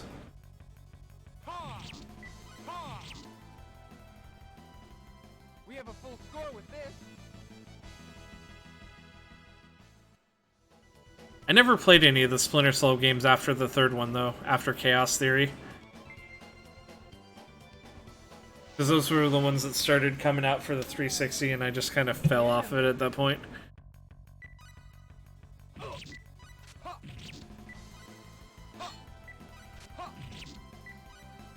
So, like, Double Agent is amazing. Okay. Unexpectedly weak. Because I remember personally thinking that that series pretty much peaked at, like, Chaos Theory. But then, like I said, I haven't played anything past that, so... could absolutely be talking out of my ass. You don't play it right, you can totally fuck yourself over. Those games, Blacklist is underrated. Alright. Might have to check out some more, Splinter Cell games at some point then.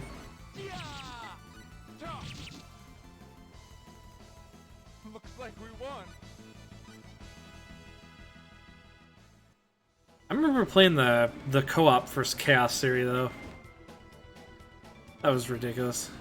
You're working on a new Splinter Cell and you're excited? Oh, right on, yeah.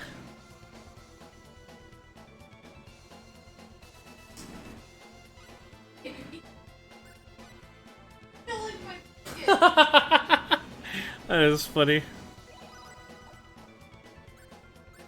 I didn't need to do that. Oh well. What's our way to leveling up? Not too, kind of far away. Alright then. Save. And we'll go into the boss fight.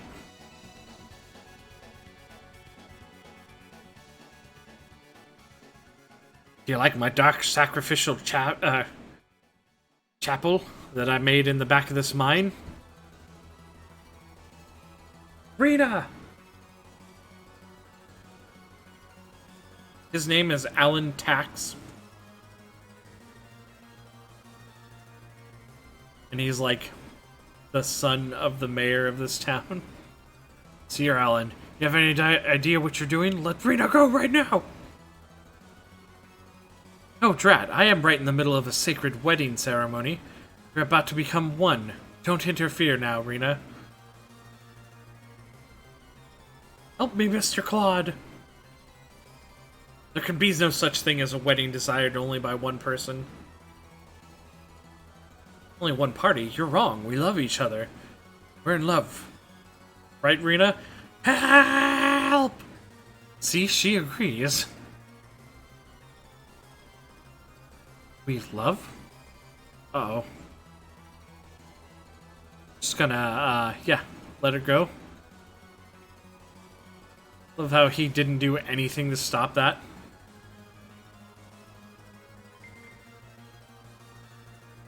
There's a little glowy green stone.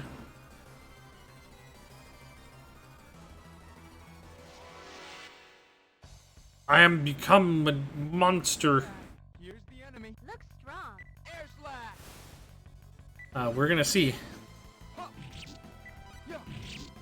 Oh, he can't really do any damage to me. I feel a little bit bad. Like we won.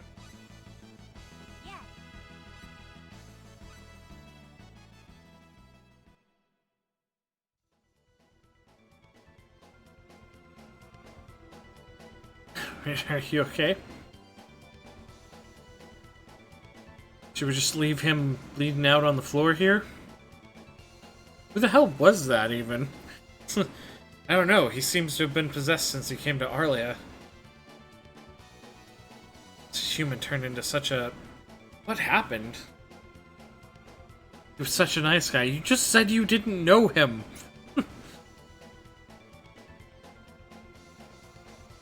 Rena. Now what?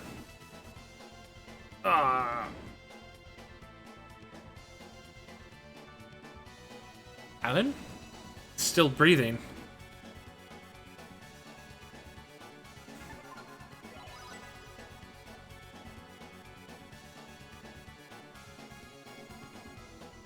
Then he gets up and attacks again. Rah! Where am I, Reno? Where are you? Alan, you're back to normal. Who made this weird fucking dark sacrifice chapel under the mine? That's strange. Boy, do I have a headache. Everything is so fuzzy. It all seems like a long dream. Seems that the stone was at the root of it all. The stone was gone. He returned to normal.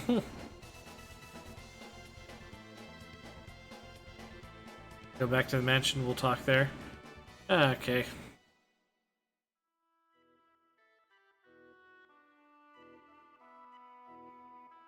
Hang on a second, guys.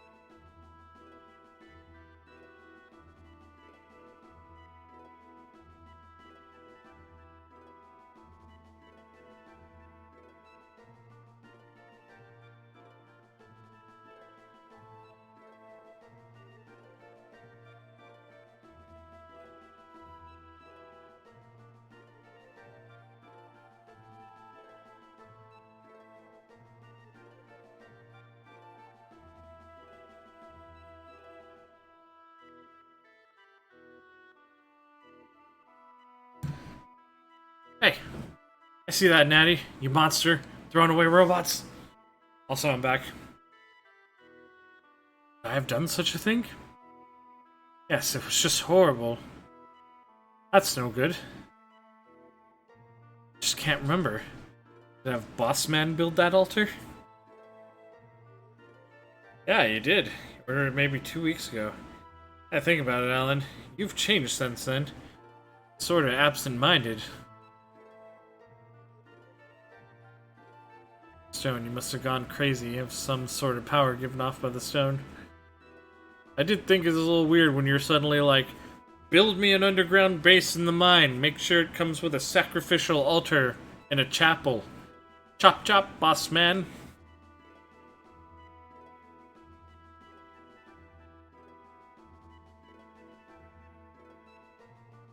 That may be true.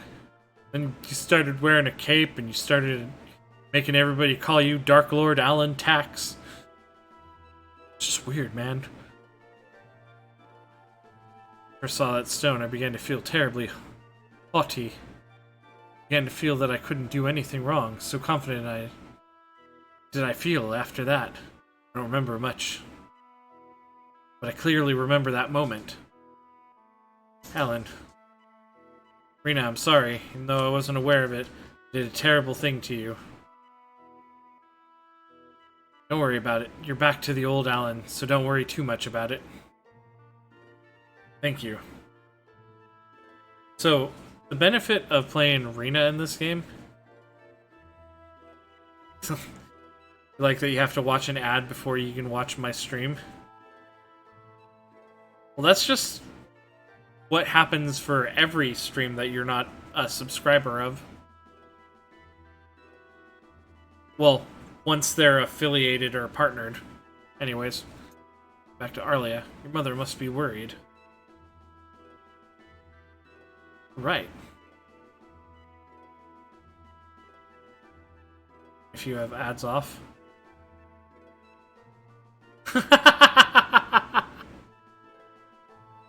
Okay, so I don't know if it's something you can turn off specifically. But yeah, if you're not a subscriber of an affiliated or partnered channel, then you get a pre-roll ad anytime you try to tune into the channel.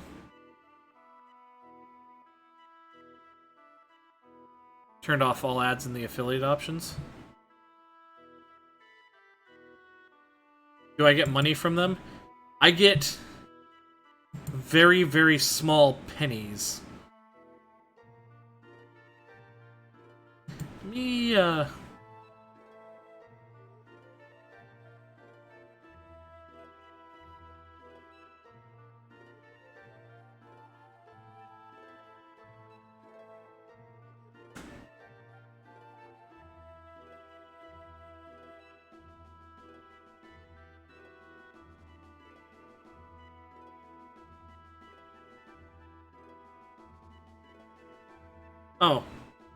For the ads thing, I don't have a button that says, like, disable pre-roll ads altogether. It just says disable pre-roll ads when I run ads. So I'd have to run an ad to actually stop it from running pre-roll ads for people. For a certain amount of time.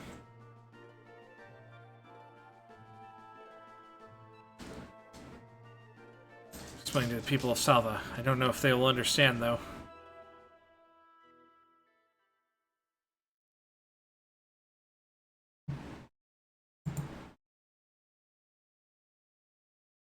Yeah. Two buttons. One says keep pre-roll ads on my channel, and the other one says disable pre-roll ads when I run ads. I think in order for that,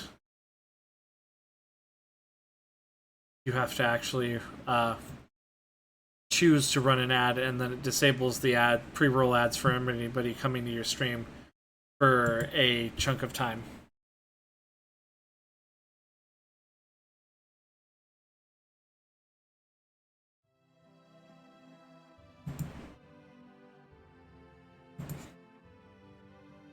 Yeah, you got time.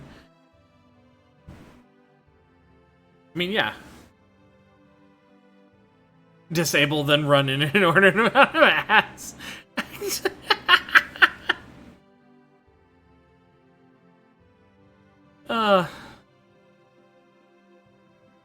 No. The way it is right now is fine. It's just a short pre-roll ad, and then not having to watch the ads is just one of the incentives to subscribe. As well as, like, the amazing, really terrible emotes I make. Which I still need to make a second one, because I've actually hit that goal. Can't wait for Raid Shadow Legends to reach out to me. Offer me 20k to do a commercial. Did some off-stream grinding on your Star Ocean run. Oh, this is the worst part. Now we get to listen to, we just talk some more.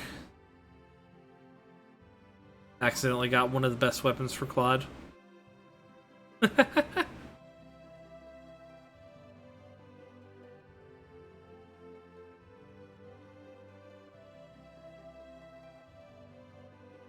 First sight, this is pretty great. There is a trick that I'll show you guys later, and I'm pretty sure Richard still remembers it, where we can actually get some really high-level gear super early on. Strange, and turning them into demons doesn't sound like the Sorcery Club. Oh, that's how you got it? Yeah. I'll show you guys how to do it later, when I get that far.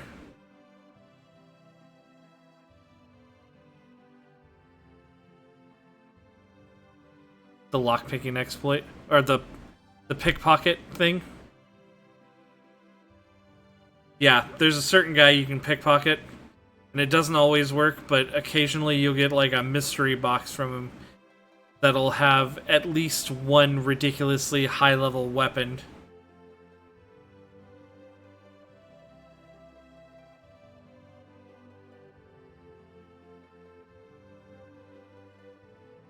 Sorry about that, even though you had warned me. I wasn't trying to blame you. Must have been trying to save Reno with all your might. Just that word has spread too far for it to be kept hidden. You think so?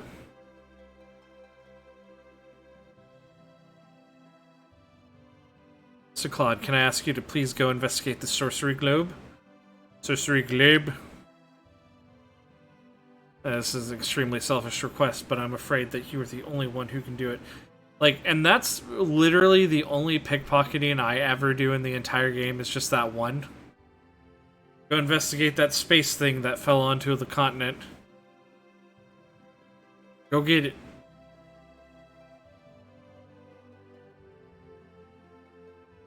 I know you're not the warrior, Mr. Warrior. But couldn't you please go do the thing? Please? Save us? It'd be worth investigating.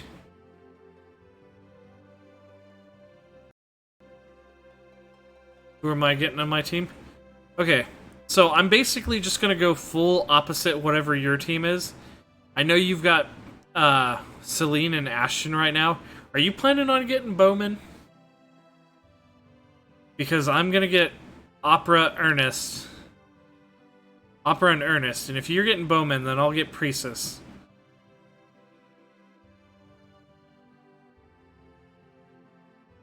Besides, doing it that way will be one way to kind of diversify, another way to diversify what our playthroughs look like. To myself, thought I might do as long as my benefit agrees with the benefit of everyone.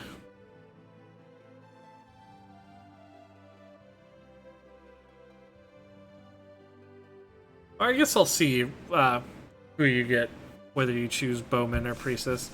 Pretty sure you'll choose Bowman, though.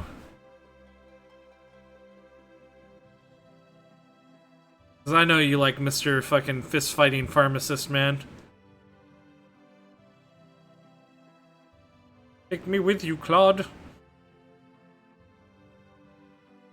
Save me from the tedium of everyday life here.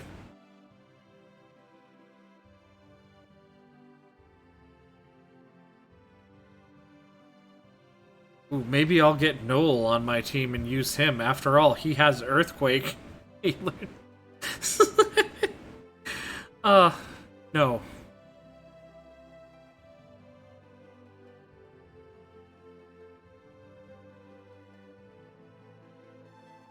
But yeah, so the differences in our teams will be... Oh, that's a new one. Howdy there. Bye. That was interesting.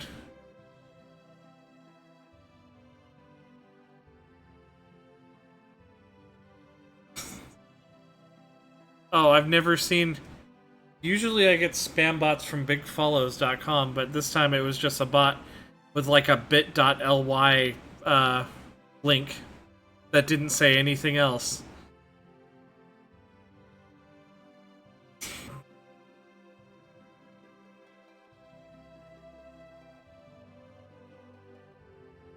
Rebels. Take her along.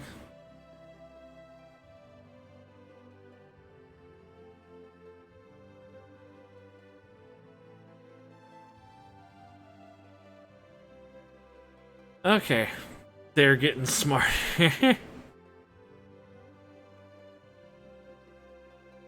They're learning. Soon they'll know how to open doors. Toilet at work, even at your dog's daycare.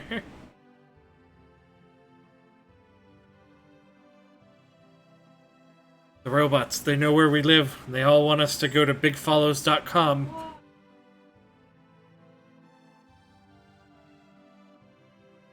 Yes, be careful, Rena. 10 steps away is a long way to go. Something may happen to you. Not in my toilet. I need it for pooping.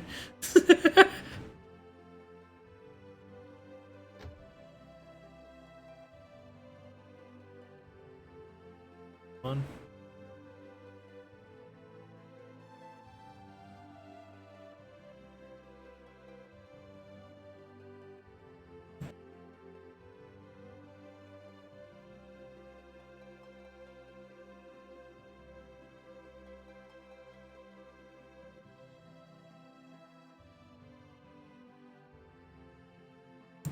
The stupid town won't invest in streetlights. Is electricity a thing? I forget. Does electricity exist in this world yet? No, it... Magic, right. You're right.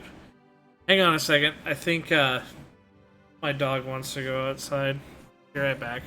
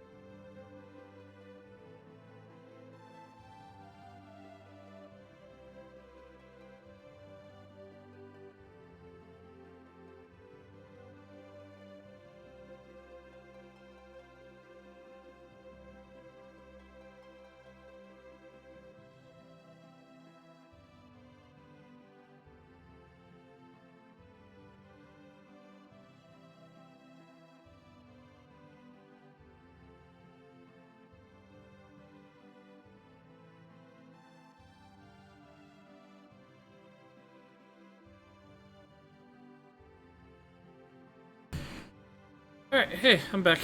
Yeah, see you later, Natty. Have a good day, man. Bye.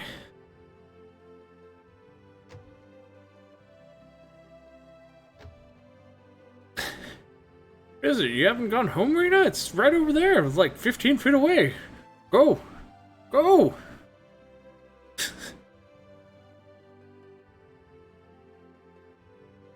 Harry just is like, are you still on my lawn? Go! Leave! Chad's with the 5 bits. Time to party. Thank you, man. What is with her? Come, you don't want to catch a cold. Go back to your room. Okay. Fucking kids and totally destroying my me time. Oh, howdy! Fucking... Hey, Viper! Thanks for the 100 bits! Party where? I need to talk to, Regis some more.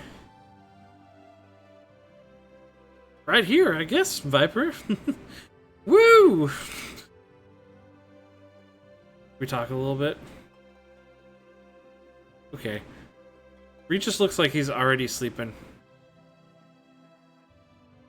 Viper's like a magnet for RPGs.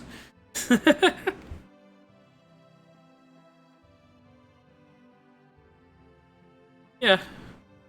Where he's a fellow connoisseur of the brand. Wherever there's an RPG, there you will find Viper.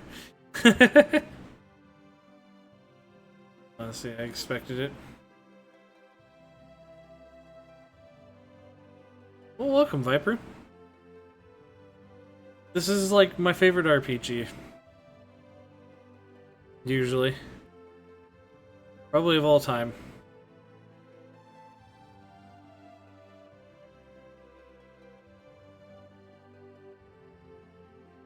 Just a little bit more to make him stream Saga Frontier. Yeah, you're not actually here all that often. Bislib. I think Jordan's probably the closest. I've tried to think up ways of making people waste points on things, but he's been pretty staunch in the fact that he's gonna hold on to his points and force me to play that goddamn game again. No, it's alright. Shads has no interest in holding on to his robots, so he's always just throwing them to the ground out of disgust. As a statement of rebellion against me. The healing power. That's an ability we do not have. What do you mean? There's a lot of magic on this planet, boy, but not a single person knows how to bend that magic to heal wounds, basically. It's fun to throw them at me. You are always welcome to continue doing so.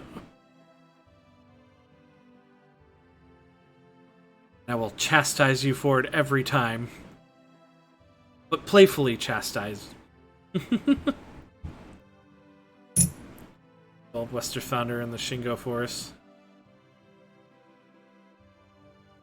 It is weird that that's like the telltale sign that she's not of this planet. It's not her pointy ears that aren't like anybody else's on this planet.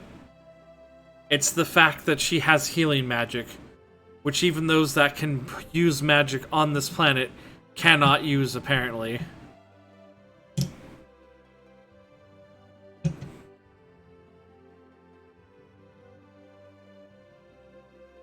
So they need to actually invest in real medical science. Not your fucking smoking beers. Claude can use his sword to heal himself. So figure that out. Oh yeah, that is true. That is a skill he learns.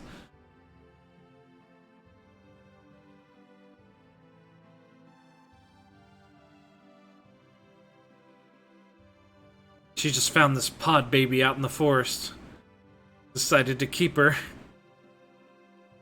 I too was very surprised when Westa brought that child back. It was because they were a couple not blessed with children. Westa said that she would raise the child in her own home. There was no one who raised any objections. I noticed you didn't actually say the name of her husband.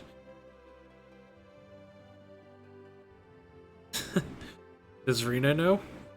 No, I haven't told her. Thought she was still too young to know.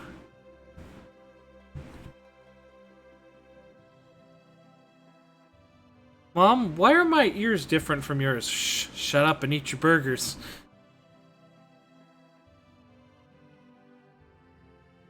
Well, I understand the name Rena.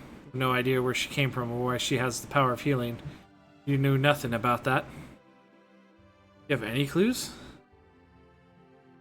The thing is the pendant that she wears, but as far as definitive clues, we have not a one.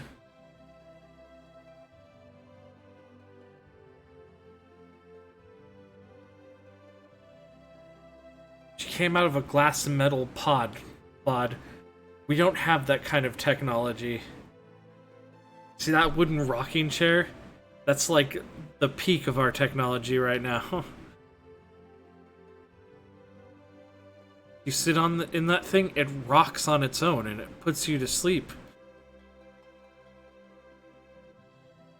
Actually, wait, no, because he has like a straight up just a normal metal... They have plumbing in this world? I just now realized he has a literal, like, actual sink.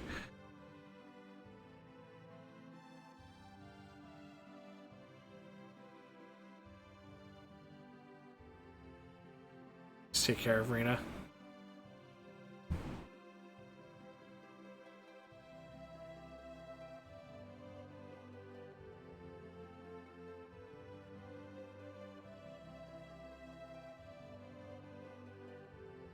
So they do or do not... No, because he had like a hanging candle thing. So they don't have like electricity, theoretically, for lighting stuff. But they have plumbing. Which, I mean, irrigation is an older technology anyways. That came before electricity. I guess I can see that.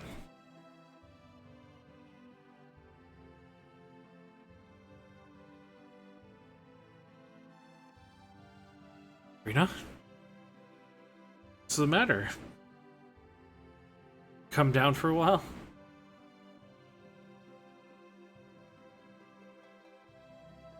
I'll have to try to sneak past Regis.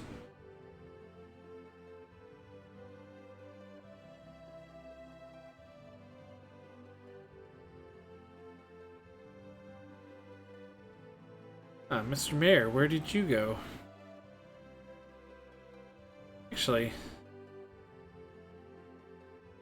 maybe they do have electricity. They don't have any, like, power lines or anything.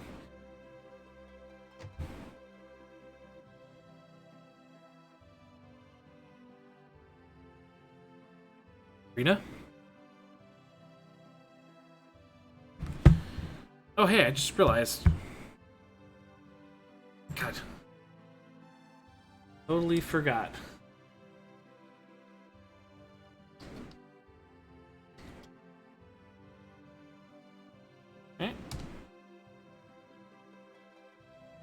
Didn't shout you out at all.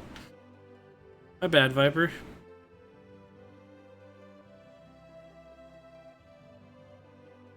Where the hell did you go, Rena? Oh, she's on the bridge. You've been playing some Final Fantasy 15. It's because you saw Shads playing 15, didn't you?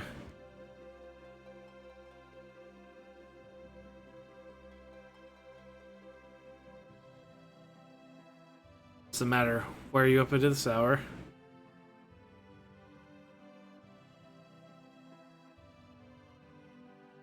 Matrix.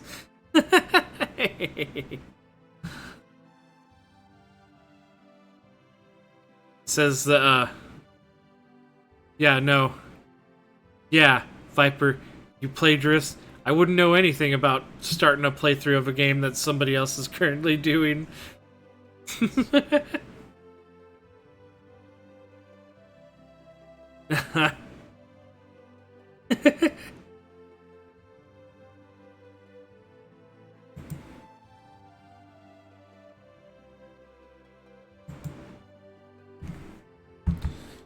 Tell you not to go? That she didn't say anything. The mayor will be coming over soon.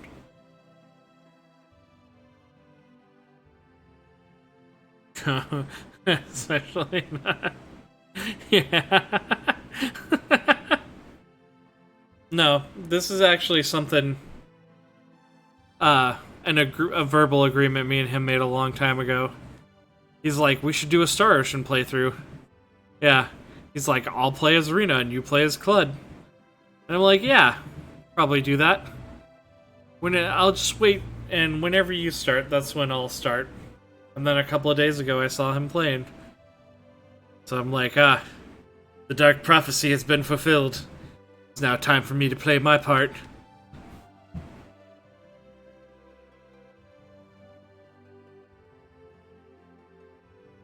Mother and the mayor think I don't know, but I overheard the two of them talking. Thin walls, and they were very loud. Hey, Westa, how's not your child doing? That way you don't have to do multiple playthroughs. So if I hadn't played as Claude, you would have done a second playthrough?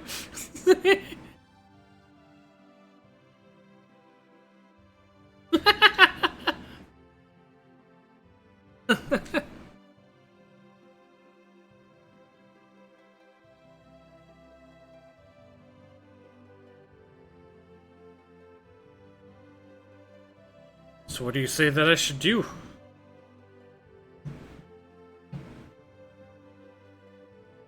Don't raise your voice like that. Rena will hear.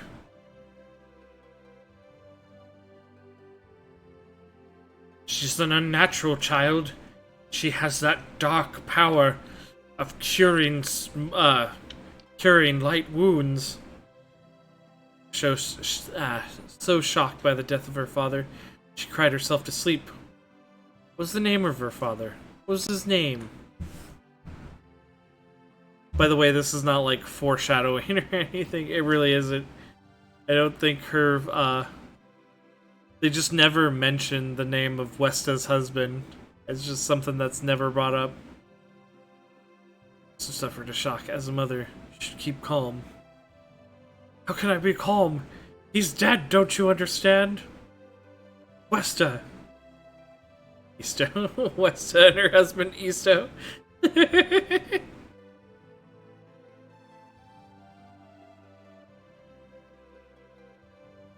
You were not here. I don't know what I'd do. Just tell her myself. To tell her that she's not my real child.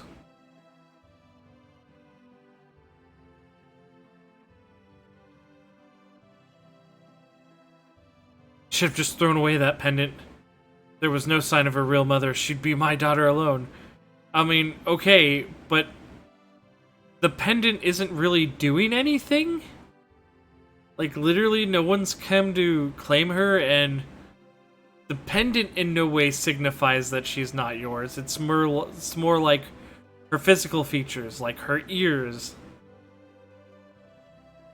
Yeah, on a good note, I'm almost done with the start, which takes for freaking ever. I know!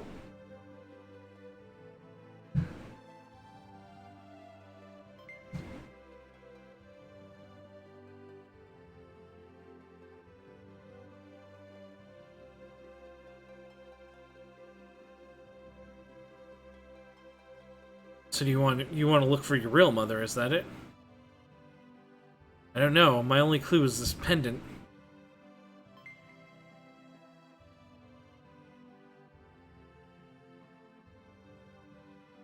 The fact that she gave me this pendant means that my birth mother really loves me. At least I think so.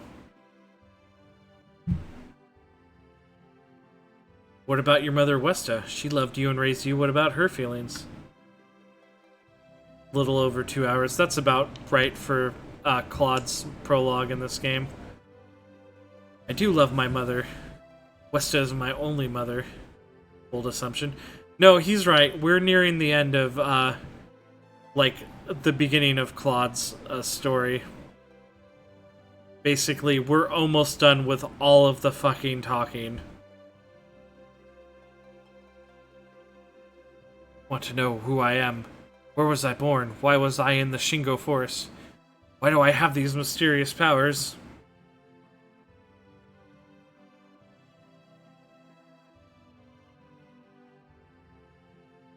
I also want to know what has become of the woman who gave me life. I'll go with you, not to leave this place, but in order to come back. I know it's late. Sorry to bother you with my strange stories. Don't worry about it. Good night.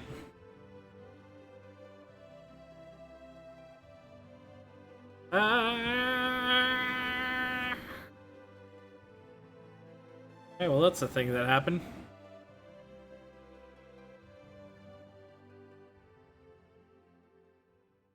guess I'll just sleep on the bridge.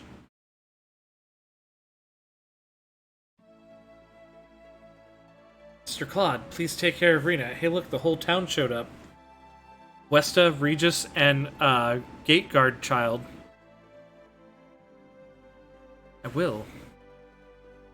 Rena. Don't worry, Mother, I'll definitely come back. You have to say, I'll be going before you can say I'm back. You have to leave first, and then later you can come back. Miss Rena, please come back soon. Thank you, Lucia. Be a good boy. I will. Huh.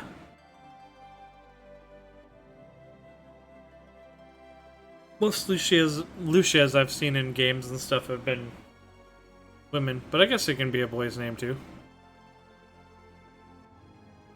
I just usually expect it to be like Lucius. Lucius. Cross quickly, right? You had better get going east. Should go to Cross Castle and meet with King Cross, right? Right, just show him that letter of introduction from me and you'll gain his trust. A boy who's groomed. Not the latest news. Worry, I know the King of Cross also. Let's go, Rena. I'll be going, Mother. Goodbye, Rena. We're counting on you, Mr. Claude. I won't let you down. Yeah. He won't let you down.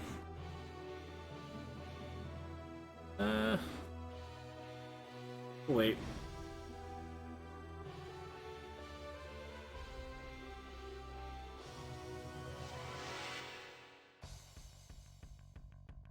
The enemy. Better be careful. Air slash. Air slash. Oh, hey, got them both. Cool deal. Quicker than I thought. Started talking over each other.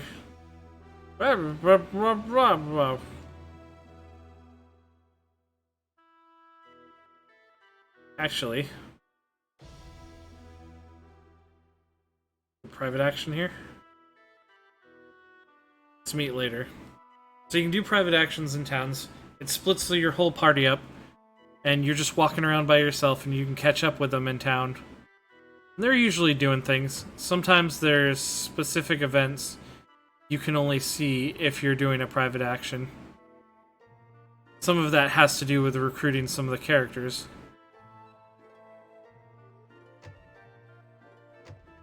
I forget. I think Rena... Oh, here she is. Wrong, Rena. Nothing, I was just thinking about my father.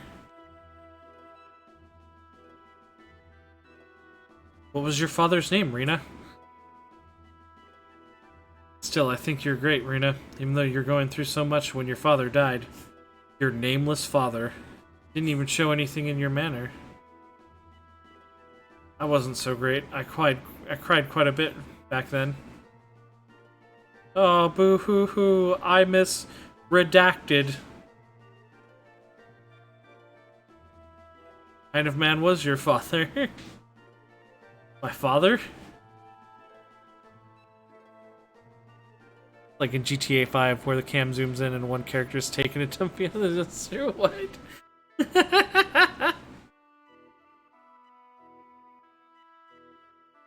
With three overalls and a top.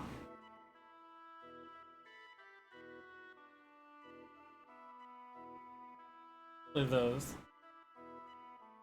Great pink or Okay.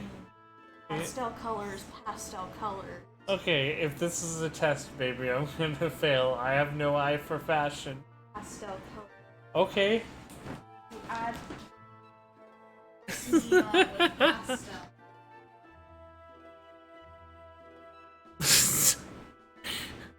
You brought me the wrong Cloud. One of the other yellow, spiky-haired Cloud with a giant sword. Oh, okay. Dude, in the PS2 Star Ocean, there's another character. Isn't his name Claude as well, I think? And we just call them, like, the Cloudians or something like that? Because they're basically all a race of, like, super strong, like, blonde anime people, pretty much. Brother was a great man. Everyone, they all have, like... Well, at least the one guy has, like, spiky hair. It's basically like fist-fighting Cloud, pretty much. No, his name's Cliff, that's it. Okay. Love you too. And he's one of the strongest characters in the early game for that game.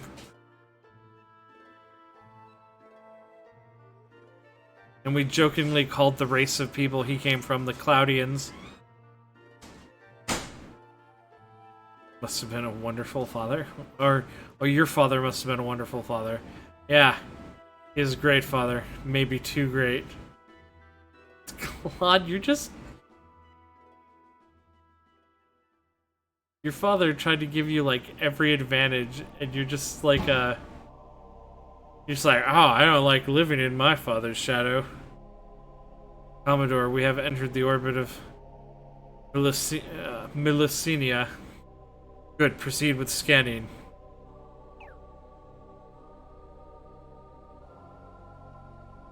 Planet size is M-class. Atmosphere is type E breathable. Great ungrateful little shit. He kinda is a bit when it comes to his father. The mineral content is rich in chrome-based ores. Life forms exist, but there are no signs of intelligent beings. In short, the coast is clear. Add that data to the Universal Space Survey Project's database.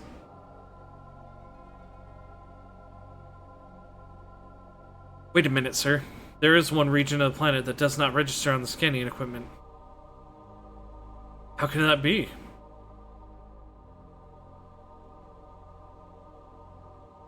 It's an energy field. Why here in such a primitive place? Can you give me more information on that field?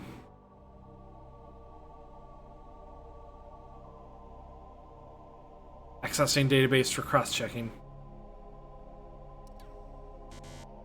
No data.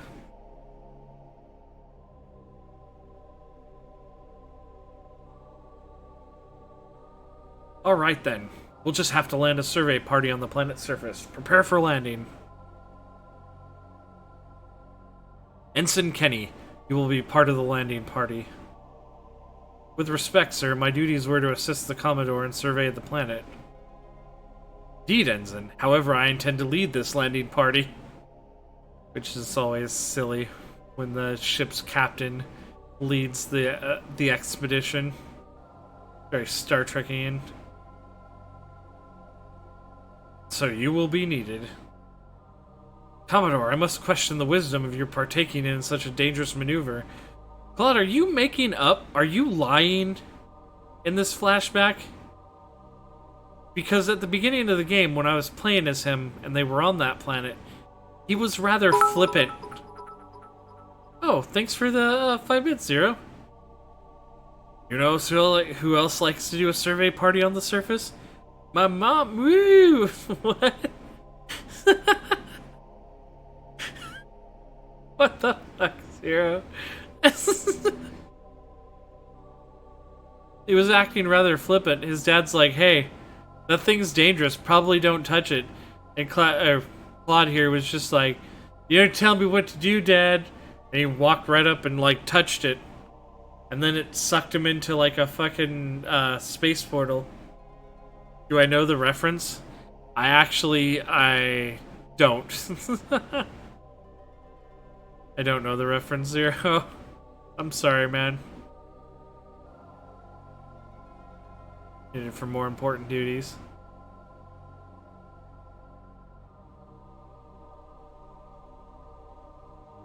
What's it from?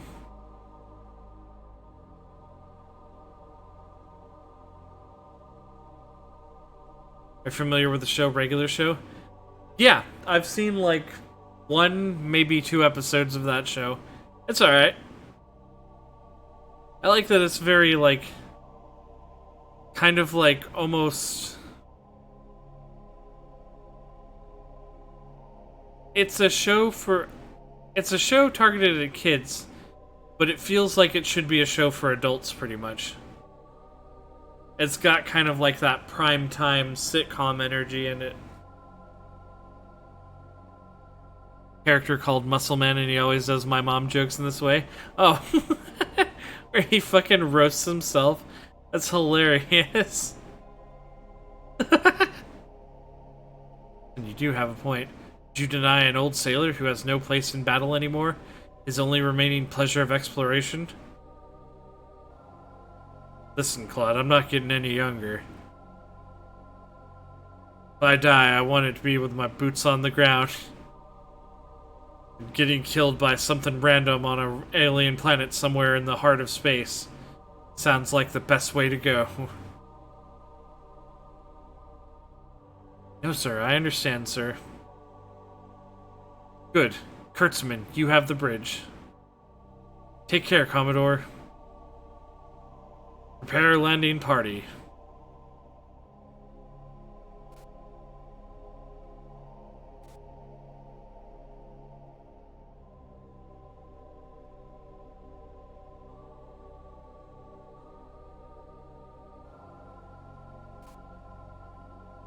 You coming, Claude? You going? You going? Are we just standing here? You're literally gonna watch everybody else leave? Still may be the work of the Rosonians. Commodore Kenny is waiting. Hurry to the transporter. Make sure you protect Commodore Kenny.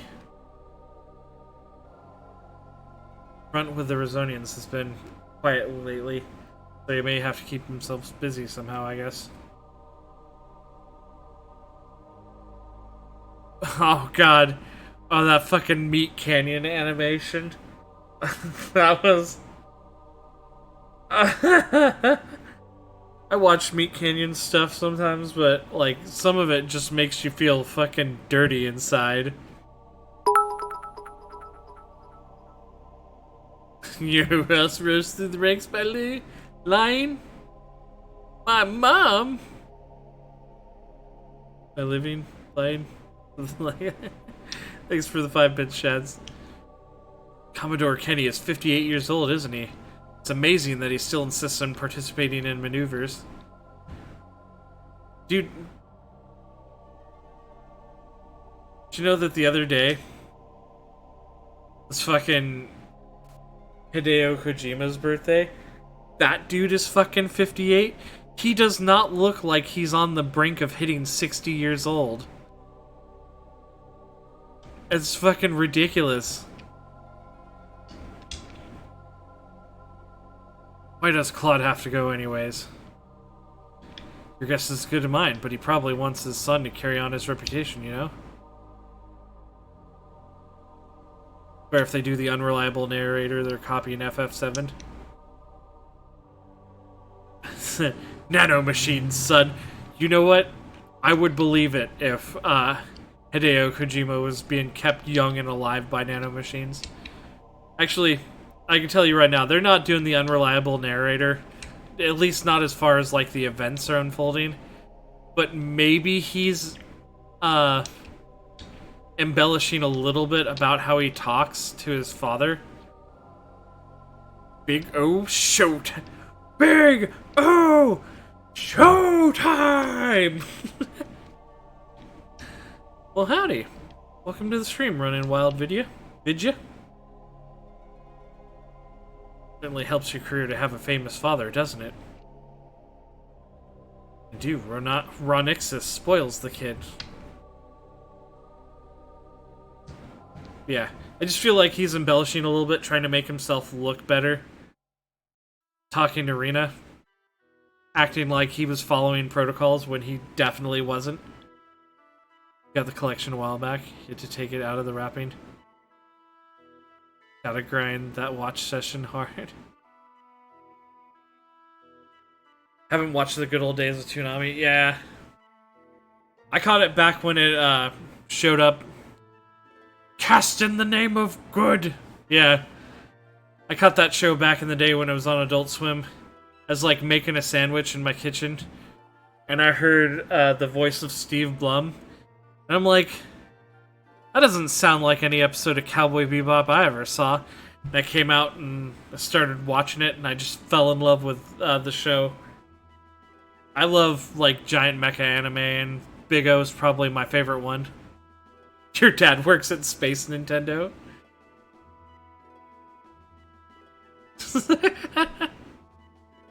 Big O and Outlaw Star, though, were your jams after a long day of school. Yeah, Outlaw Star was the shit. Fucking Gene Starwind and his crew.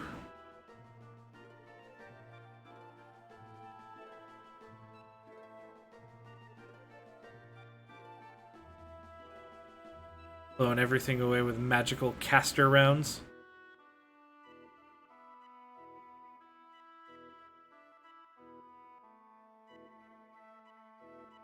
I'd like to... At some point I'd like to track down probably a box set or something of like Outlaw Star on DVD.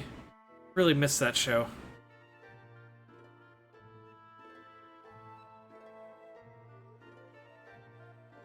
Perhaps we need to go a little bit more north.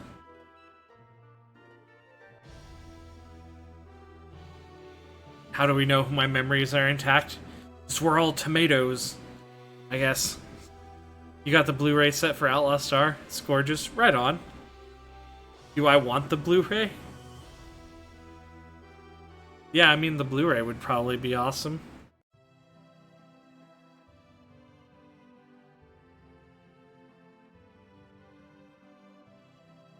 Looks as if we're too late.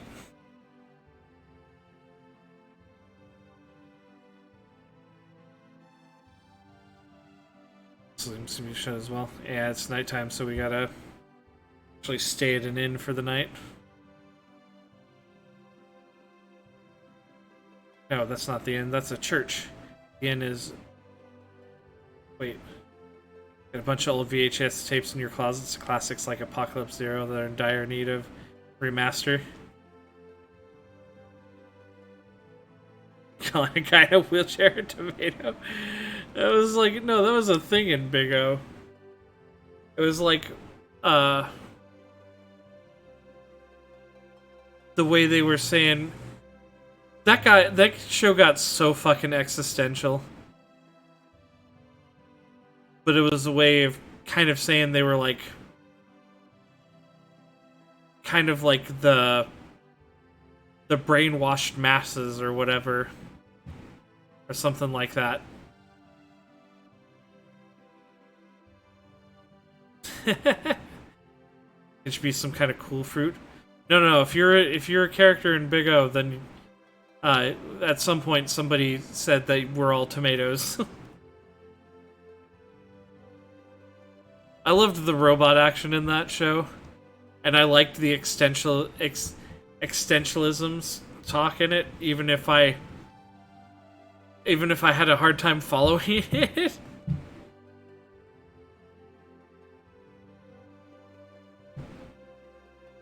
But yeah, I have a couple of good anime classics on VHS. Some that I need to actually get on DVD or Blu-ray at some point. Like I've got Akira, I've got the original Ghost in the Shell movie, and I've got the first Tenchi Muyo movie, Tenchi Muyo in Love, or Tenchi in Love.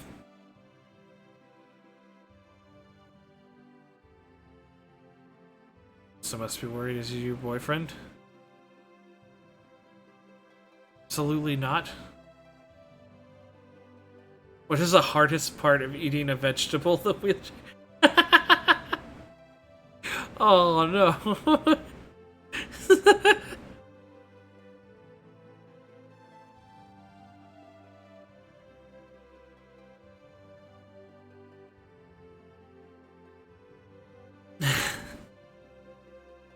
Got a pretty good collection of Iria the Zerem animation on VHS, VCD, and all the DVD re-releases.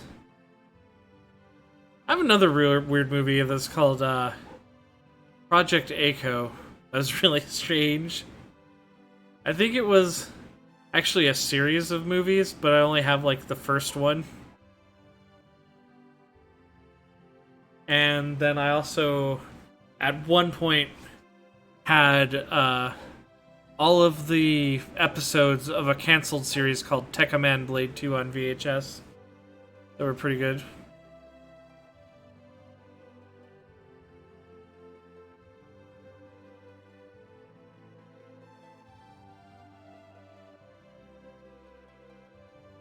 Tekkaman is dope.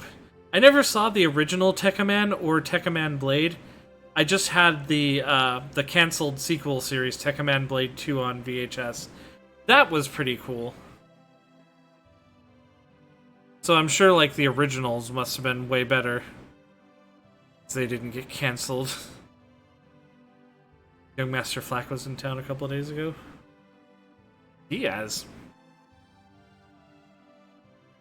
But he left without saying where he was headed. So he was here. Well, enjoy yourselves. Blind man and a man in a wheelchair are having a conversation. The man in the wheelchair says, "Hey, look, a spider." Which the blind man replied, "Step on it." Oh. Sad. Ninja Scroll 2 is forever in forever limbo, it seems. I didn't know they were working on a sequel to that movie. Huh.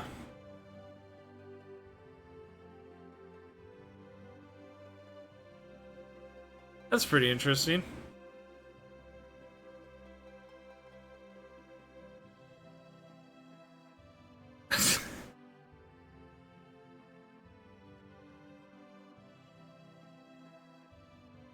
Wow.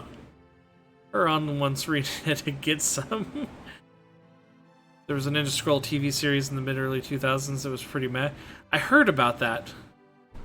But I also thought I heard that it really didn't have anything to do with the movie. It was just the main character shared the same name as the main character from the movie. I'm not being rude to ask, but who is the man named Flack?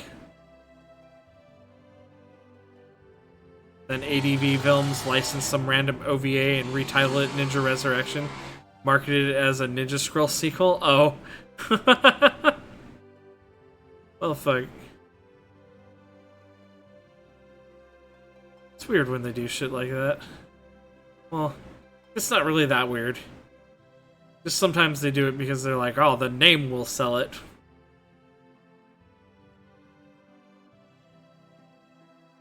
Everyone I knew fell for it, myself included. Rented it from Blockbuster, and it's like, what the hell? Yeah. See, that's what they count on.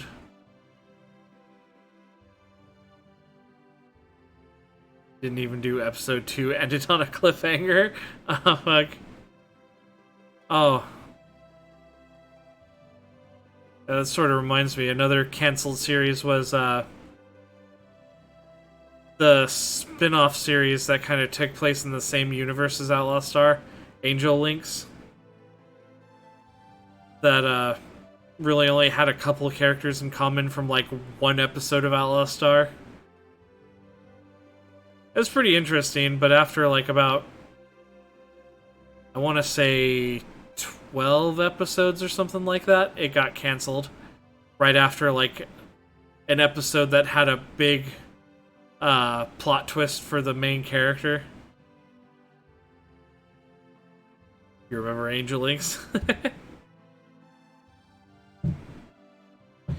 I wish it had gotten more. Supposed to be a sequel to Outlaw Star manga series that was going to lead up to an anime, but it got canned too. Ah, shit. Why don't people love Outlaw Star anymore?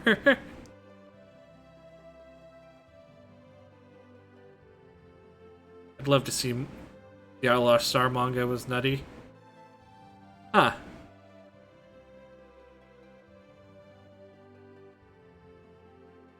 Gene is like 100 times more horny.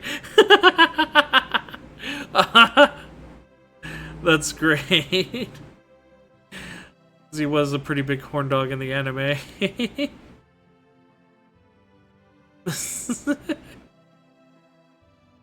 I better get some rest, huh?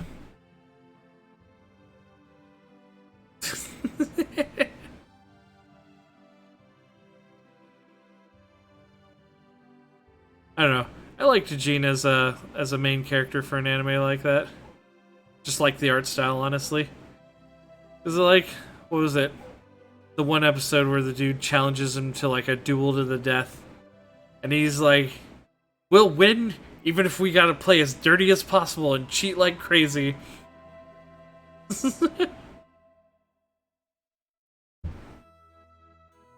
It's just such a weird stance for like the main character to take. But he was a really good protagonist, though.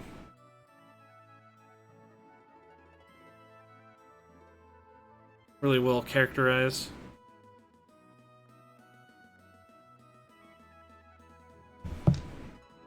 Really good supporting cast in that show too.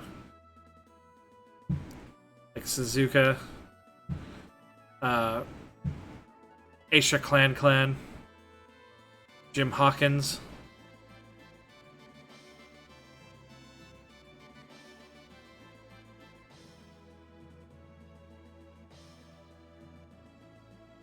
Alright, now we can go to the Castle of Cross and, I guess, try to get permission to check out the Sorcery Globe. Remember, because Alistar came out kind of late here. People called it Cowboy Bebop ripoff, but it predated it. See, back in the early 2000s, that's around the time Adult Swim was getting started on Cartoon Network, when it was just Saturdays and Sundays. That's when I caught both like Outlaw Star and Cowboy Bebop. And like Yu Yu Hakusho and Inuyasha and stuff like that.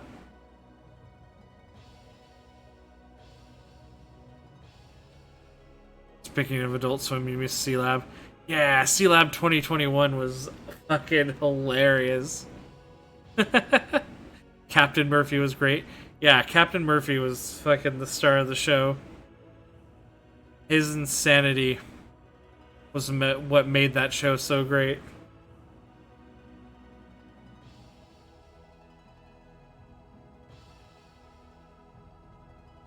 Like an entire episode where he's fucking trapped under a soda vending machine. His only friend is a scorpion.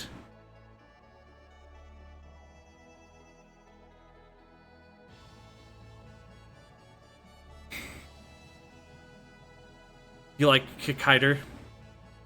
I was kind of middling on Kikaider. It was alright. I just never really got into it a whole lot.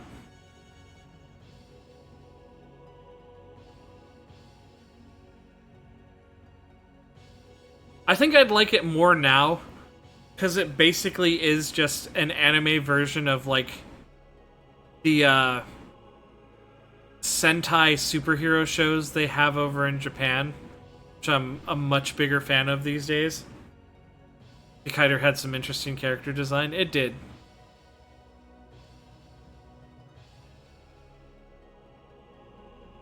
But yeah, I think I would like it a lot more now. I don't know why it didn't click with me back then. Kikaider is originally a live action. Yeah, you know what? I think I've seen, like, tiny bits of it. I don't know, not kicking yourself for not watching more Cyborg 009.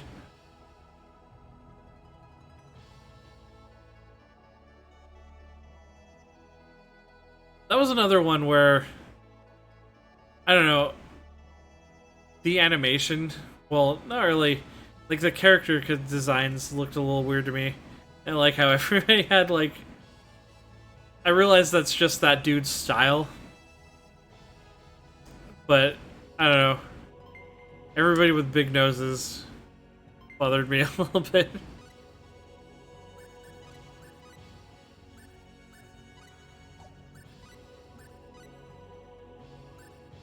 From the 1970s.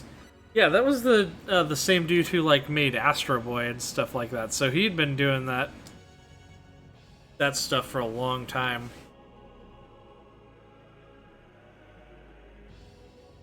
He was like Takashi Tezuka or what is his name, I think?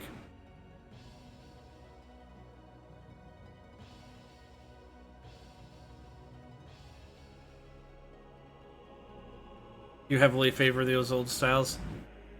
Barely have anything resembling a functional nose. Okay, you got me there. A lot of this bias comes from when I was like a teenager and I saw these shows back in the day.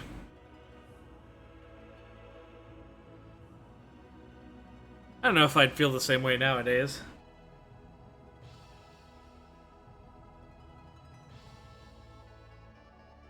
Probably be a lot more... Actually, you know what? I definitely would be, because I've seen some like weird, crazy anime nowadays. Some guy with a big nose, whatever, at that point. Final Fantasy Tactics, nobody gets a nose. Okay, you got me there, because I absolutely fucking love Final Fantasy Tactics. You win.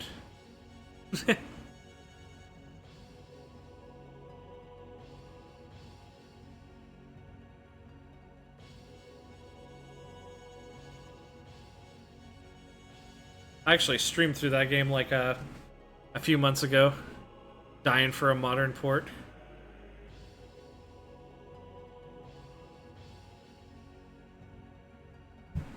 I just wish they had made like an actual sequel to that one instead of just basically recontextualizing it by making it part of like the Final Fantasy XII universe.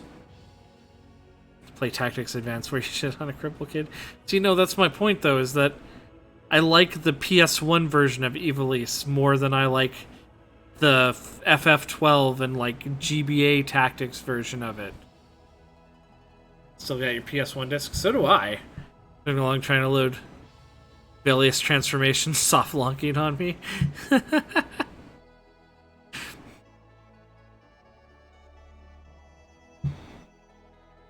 Yeah, I streamed through it like a couple of months ago. It was a lot of fun. I really I was really sad when it was over. AKA illegal fight and item commands. Yeah, you're fighting to the death sometimes, but there's still a judge on the field to make sure that you're following all the rules and doing it the right way.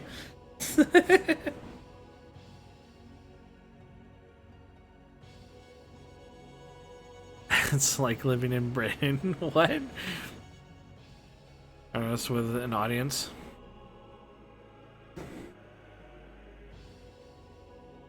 I don't know. I'll play Tactics Advance someday. I still enjoy it. I really liked the world building in the original PS1 version.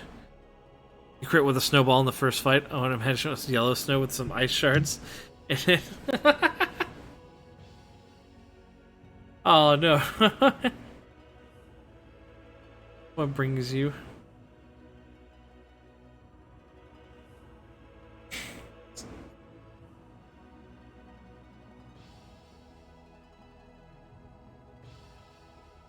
Yeah, was based off the actual War of the Roses, but they just changed it to the War of the Lions. I get you. That Final Fantasy flair.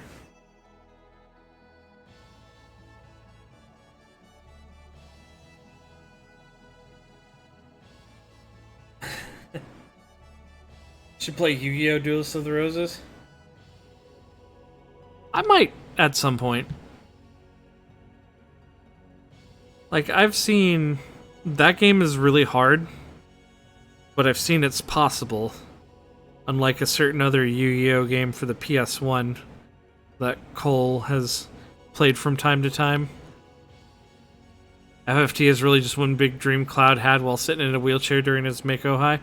Yeah, I figured that, like, Cloud dropping in on the world was basically supposed to be during the time where he was a vegetable in FF7.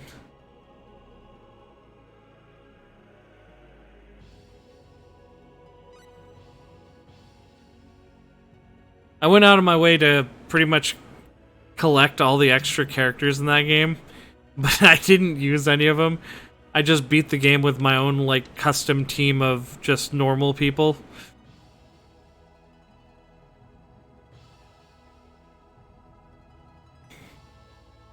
people were like, "Oh man, the game's gonna be so easy now that you've got Thunder God Sid," and I'm like, "I'm not gonna use him." Like, what? I'm like, no, man. The fun is I name characters after like people in my chat, so I'm gonna keep using those characters, and we're gonna win like that. Cloud could wait for Xenogears being delayed again, so he had to make do with tactics.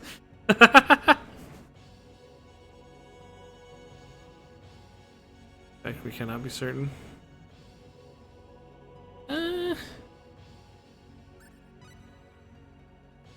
Just take the Excalibur from him, become your own king. I did take the Excalibur from him, because that's an awesome fucking sword. Kingdom of El, the people are engaged in war with an army of monsters. Much information on how great or serious of conflict is. What's funny is that kind of reminds me in Fire Emblem Echoes Shadows of Valencia for the 3DS. Like early on when you're playing as Celica, you go into this port town and there's a mercenary you can hire named Saber. And he will join you, and all you have to do is give him, and Celica offers him his golden dagger, but it's what's dumb and why he's basically getting scammed here is because she gives him the golden dagger and then she joins his party. Oh hey, thanks for following Running Wild Vidya. Appreciate it, man.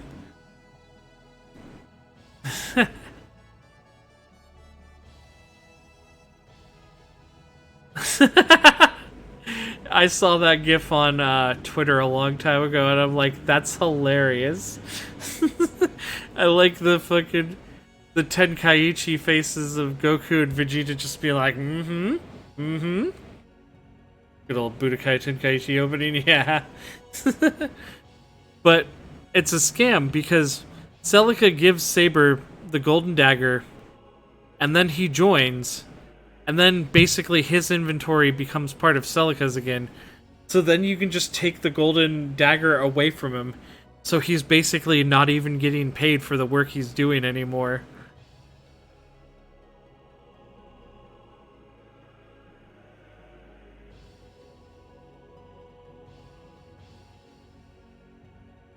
Anyway, might be able to obtain a significant understanding regarding the sorcery globe.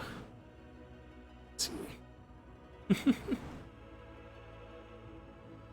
I actually have Tenkaichi 3 on the PS2. It's one of my favorite Dragon Ball Z fighting games. I love that it's got like over 100 something characters.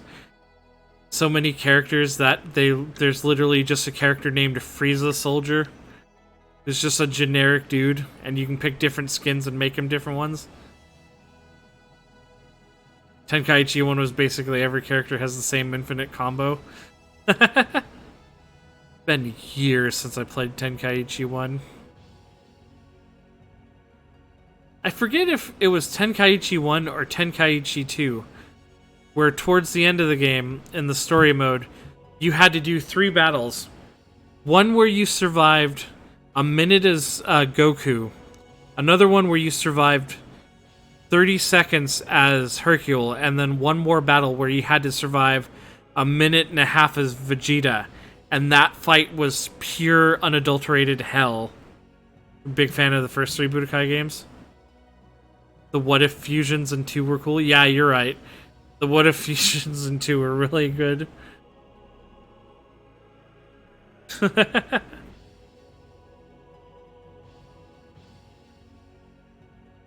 You get all kinds of, like, yeah. Oh, I think it was, like, Super Buu and Cell had that, I'm pretty sure. Not a lot of people knew about the alternate Goku. Oh, yeah!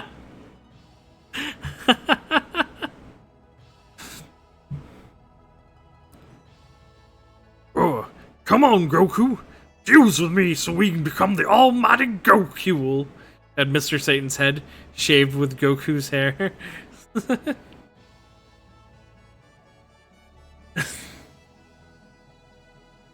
Actually, if we're talking about Hercule, I still got my little Super Saiyan Hercules in the corners there.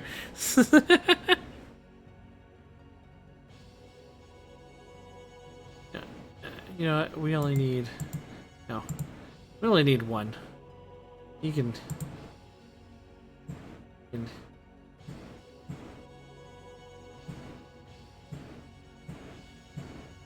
He just needs to be peeking. Just peeking up there. There we go. A friend of mine showed me that Dragon Ball Super card, and I fucking love it. Hercule imagining himself as a Super Saiyan. Been playing through DBZ Attack of the Saiyans. Wish that game had a follow-up. Oh yeah, the fucking DS one. Ah, the DS RPG was so good. And yeah, they had been kind of like teasing a follow-up, but then it just never it never happened. This boss music was such a hot jam, yeah.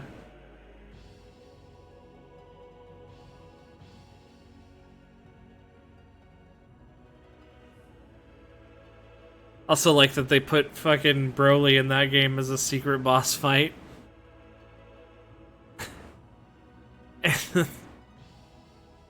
The reward you get for completing it, though, is just, like, it doesn't even matter. Broly just gives you an accessory that pumps up your stats a lot, but you have to be, like, almost max level in order to be able to beat him. So at that point, like, the reward does nothing. You can go back to the final boss fight and just, watch Vegeta try to tickle you in vain as you pump up a really huge spirit bomb to throw at him. Okay, now we need to go out here to the courtyard.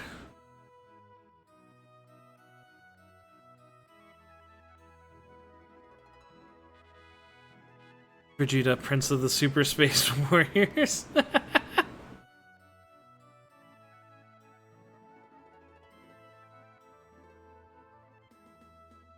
A couple of things that people have pointed out over time is that over the course of time, Vegeta has actually gained a bit of height and his neck like really super filled out from when he first showed up.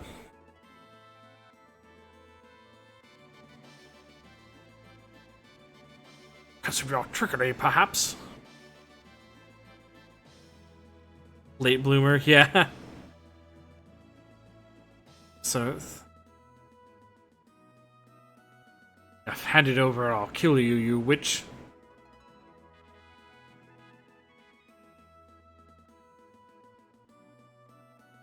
Just wonder if he... Well, obviously, he started, like, hitting the weights really hard. And, like, getting those gains when he started his rivalry with Goku. But, like, the height thing, I wonder if he just very discreetly wears some shoes that, like, pump him up a little bit. Like, very discreetly increase his height.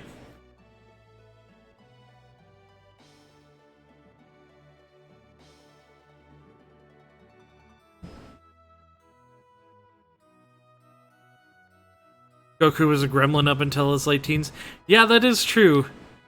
Goku was just this tiny, tiny little boy. And then, after like a year, he just doubled in size.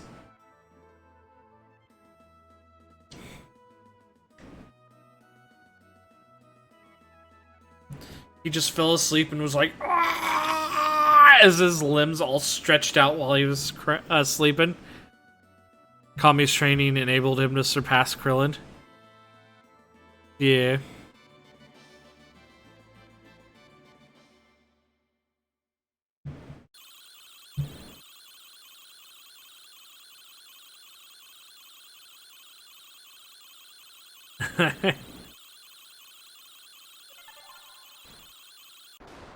Scary screen shake. Yeah, he's like, "Ah, ultimate atomic super meltdown!" And she just set him on fire with a tiny fireball. You want a fireball, choose your opponent carefully. No idea what this has to do with me, however. You'll regret this. And then we never see that man ever again.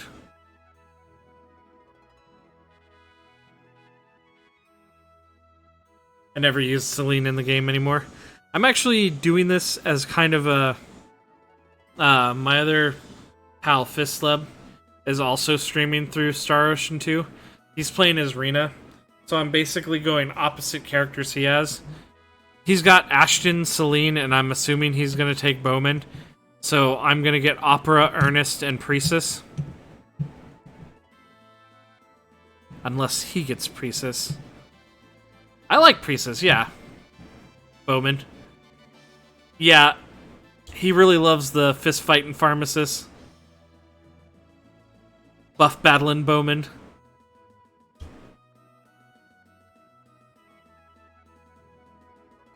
You're gonna use Diaz and Bowman? Okay. Perhaps that will teach him a lesson. Malpractice and depression. I use Game Shark code for Bowman's. It just starts raining Bowmans as he keeps doing his fucking, like, cross-arm chop thing.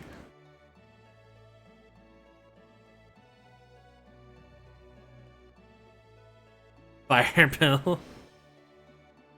Explosion pill, rather.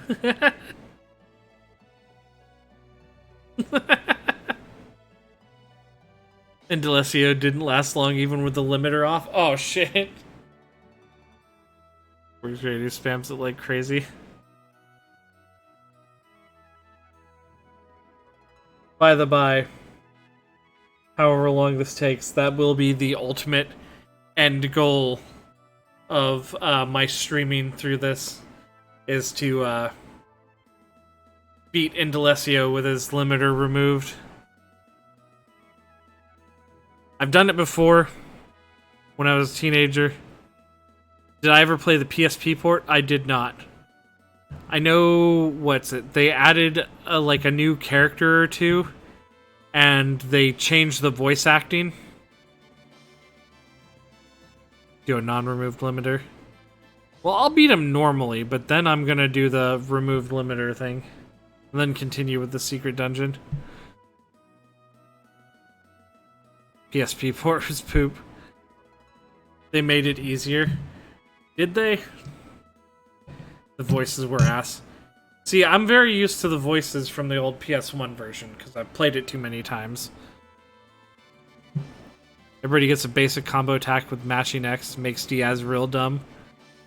Like, Diaz was already pretty, like, godly dumb tier.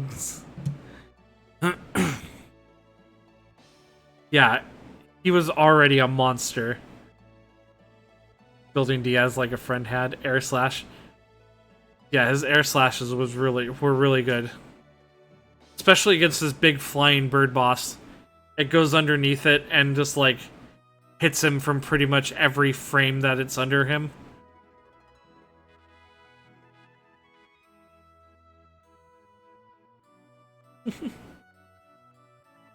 Managed to obtain this at the auction today.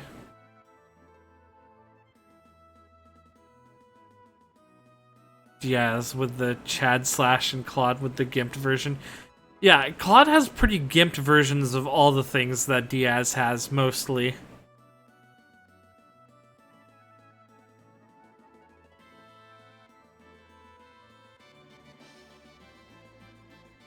So I figure we'll go cave spelunking with Celine, and then we'll probably end the stream after that. Watching Star Ocean EX anime on Retro Crush a few weeks ago. Treat air slash as Claude's ultimate finishing move? What?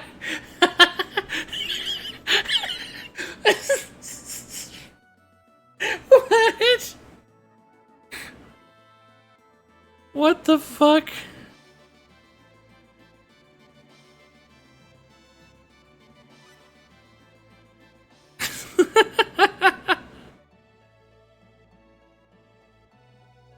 Oh, they reused that same animation every episode for the baddie of the week.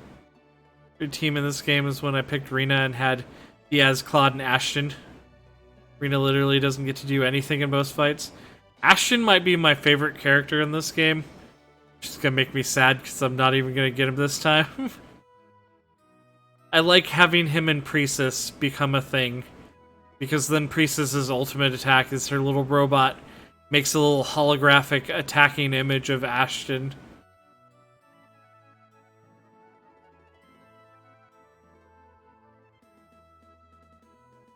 The comedy from him is great, yeah. He's so goddamn unlucky. Like Bowman, Diaz, Chisato, and Opera. Chisato is a really good character that comes in kind of late. She's very feisty, like, reporter lady. I like Opera. Cause she's like...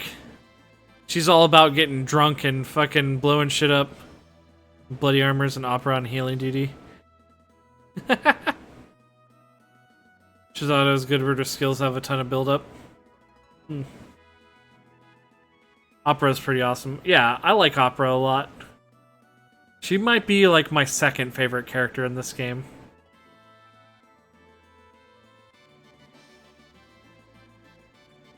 She puts some fucking like 3.5 inch floppy disks in her weapon to power it, and her gun to power it. Hate Leon, he's your most hated character. I've never used Leon.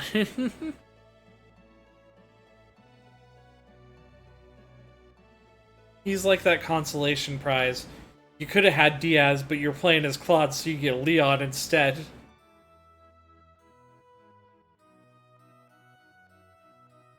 But everything you've read about Noelle. Talk shit about it. Well, okay, yeah.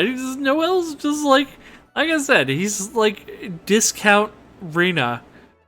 Why use Noelle, a character you get pretty much right before the very end game portion, when you've had a character that does everything he does but better?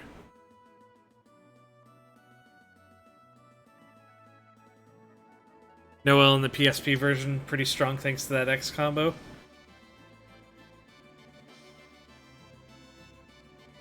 He's not even like... Even his personality is not all that great. He's like, oh, hey guys. I mean, like... I guess if you want, I can go with you. We could probably hang out, I don't know. That's...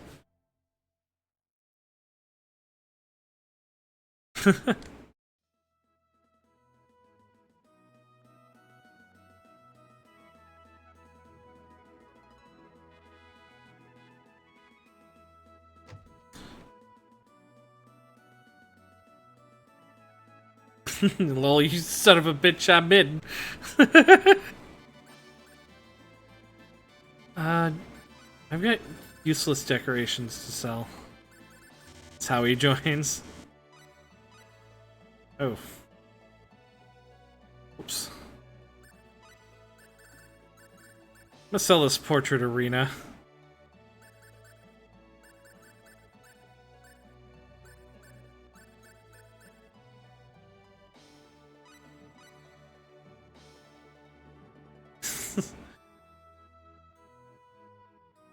Can I come? All the Synods are dead and I'm technically jomless. Yeah. That is more or less how he joins.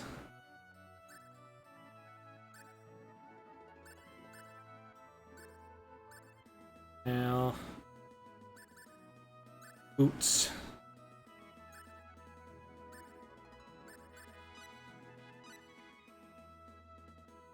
Okay. Let's get these guys equipped.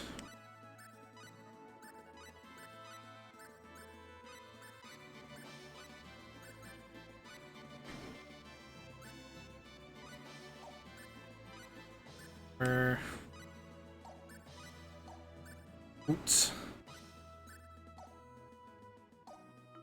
Oh, okay.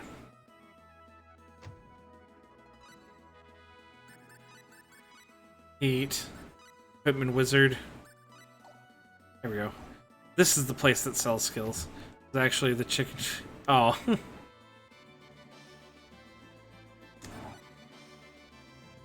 Which one of you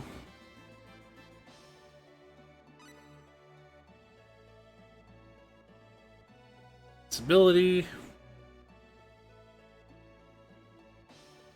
Technique. And what does that give us? Sketching, mineralogy,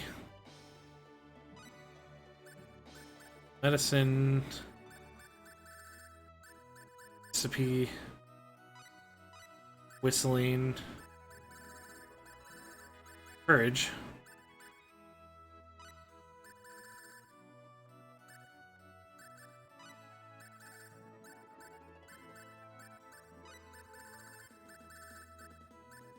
He just wanted to help Claude learn to read. Oh, I don't care about Celine's stuff. Oh, she doesn't have any skills anyways.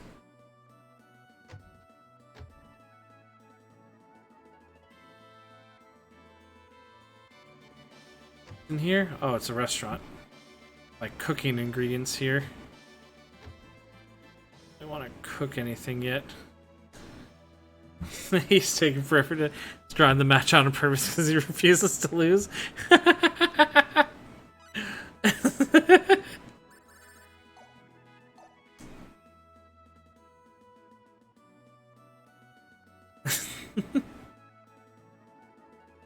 Okay, so real quick, want to do this. Believe I need to do this in order to see opera. Up this way. Right? No, that's right. Ernest. Excuse me. Not at all. Pardon me.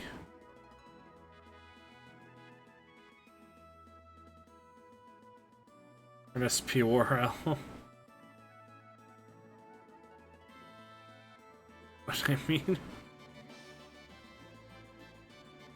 Huh.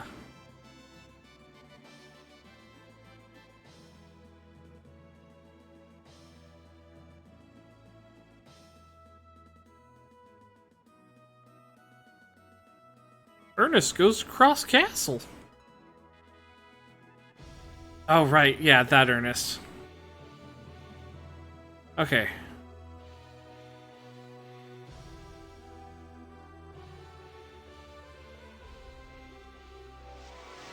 I think Cross Cave was over this way. Here's the enemy. Better be careful.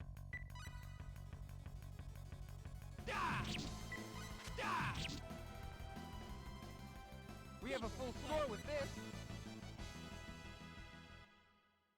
Alright, so Recipe World's illegitimate son, John's. Oh my god. Why would you say something like that? Now I can't unsee it. Look at them. I don't have to look at them. I can see it in my head. And I can't believe how accurate that is.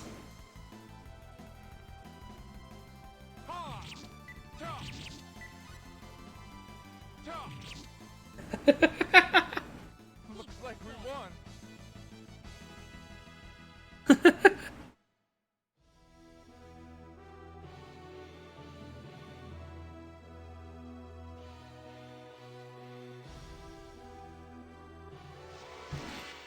Fuck. I think I forgot where Cross Cave is. Things will work out. I think. Air slash. Thunderball! East. West of Mars. Okay. We have a full score with this. I was about to go over that way because it's definitely not over where I was looking to begin with.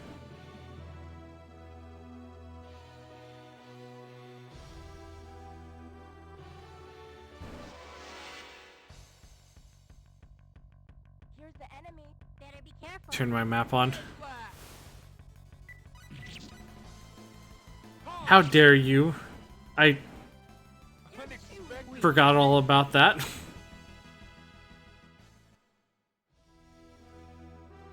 There it is. There's my map, and there's Cross Cave. Thank you.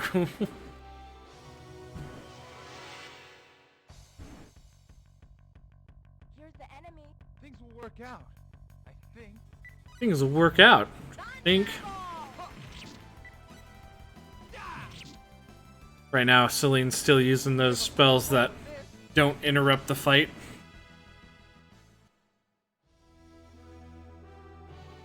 Alright, yeah, let's go in.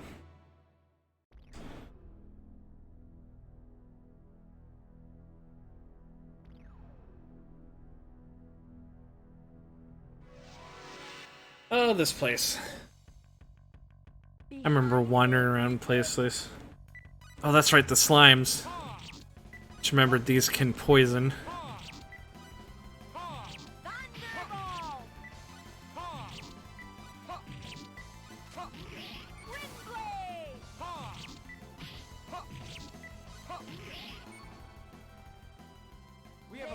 Slime jelly? Mmm. Shooting stars. Oh, and she learned press. I like press. Because that's another unnatural spell she knows. The ability to fucking just drop weights on, magically drop weights on people. Got a blueberry, a blueberb.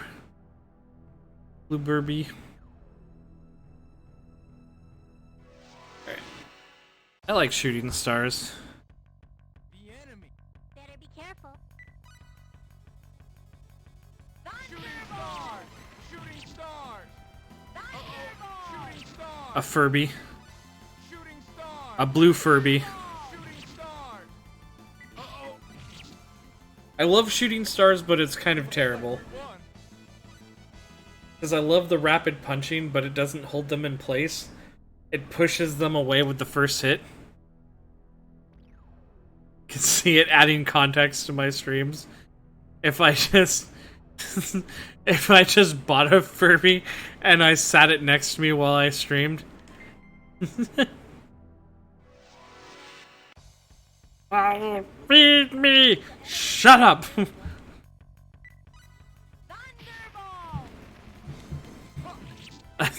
Half the stream would just become me yelling at this inanimate electronic that's next to me. Looks like we won. That might be amazing, though. I got him. And it wouldn't be entertaining? No, it probably would be.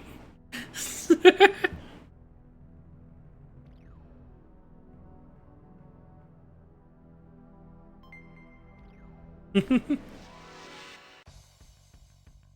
everybody. Or- Work out. Hey, Jordan. Welcome back. So he finally admitted defeat, did he? Or, like, he forced you to take his last life points?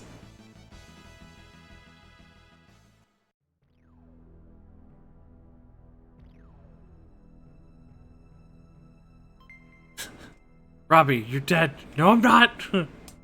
Forced him into a corner.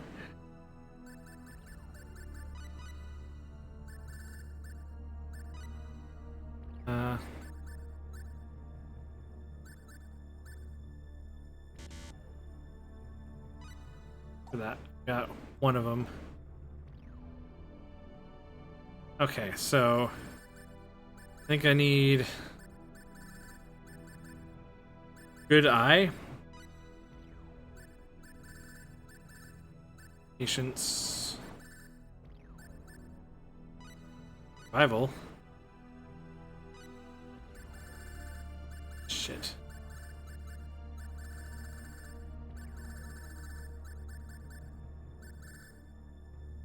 Kitchen knife. I've learned how to cook.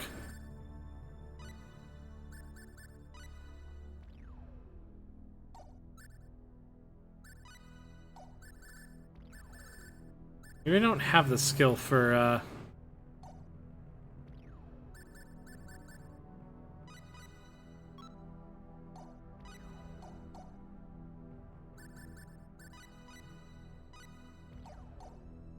Oh, it was here.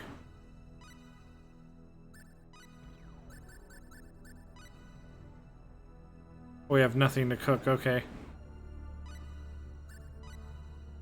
Use some survival. I don't have any MP left. Hoard the skill points till I get Perseverance. That's what I was kind of doing.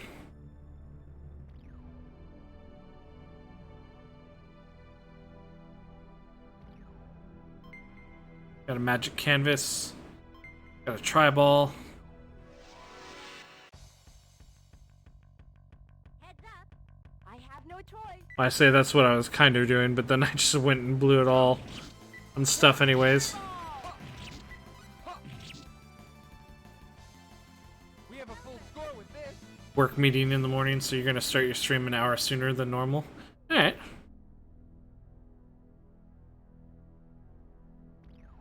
And you've just been chugging your way through Skies of Arcadia? Pretty much?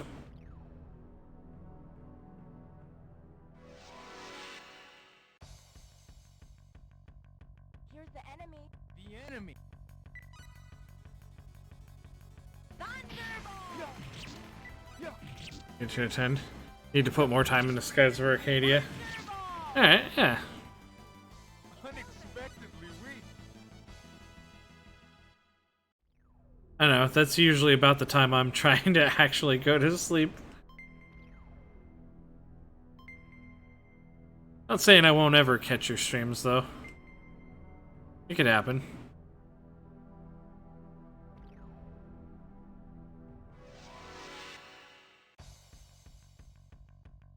Heads up. Looks like I must fight. Yeah. Yeah. Yeah. Yeah, so far these aren't too bad. I do remember the boss of this place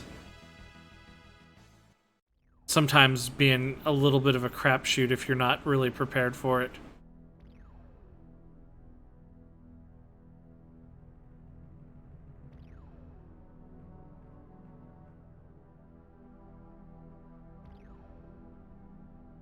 Yeah, okay.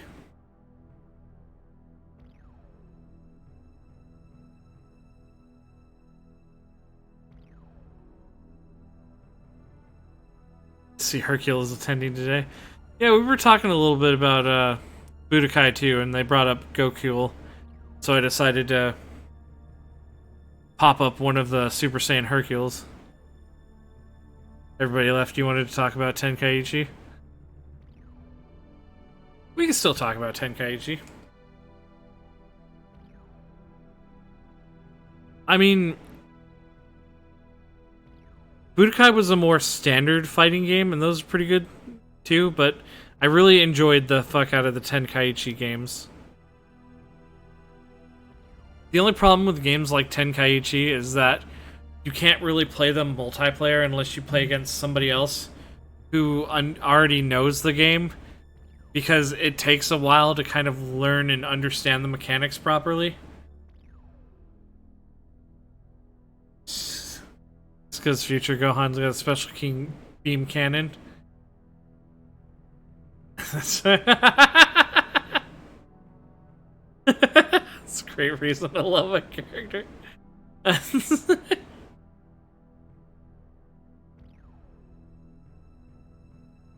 Robin, you would have epic fights. Yeah, see? There was only a few times where we got together and actually had fun, like, Tenkaichi fights.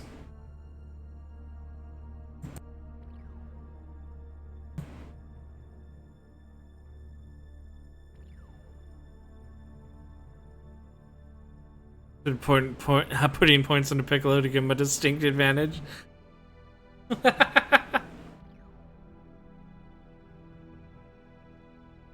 See, like, my fondest memory of Tenkaichi, I think it was 2, was probably the thing that frustrated me the most. I was talking about it earlier. Like, one of the last fights in that game is you have to survive a minute-and-a-half stint as Vegeta fighting against Kid Buu, and it's just 1.5 minutes of pure unadulterated hell because Kid Buu doesn't let up. Vegeta's not really strong enough to deal with it, and he fucking kills you quick.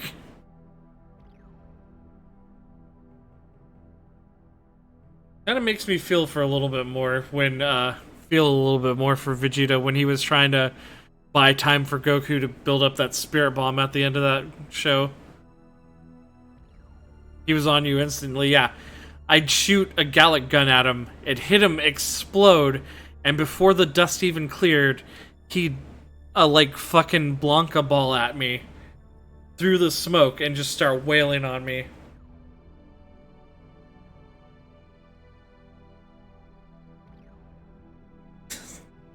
I just remember that because that took me so many tries. It was so fucking hard. I'm like, I'm sorry, Vegeta. I didn't know. That minute and a half was like the fucking longest 90 seconds of your entire life.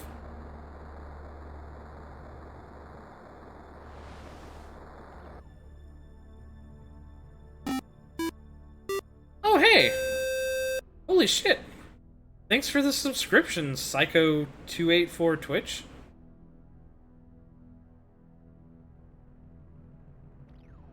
Right on.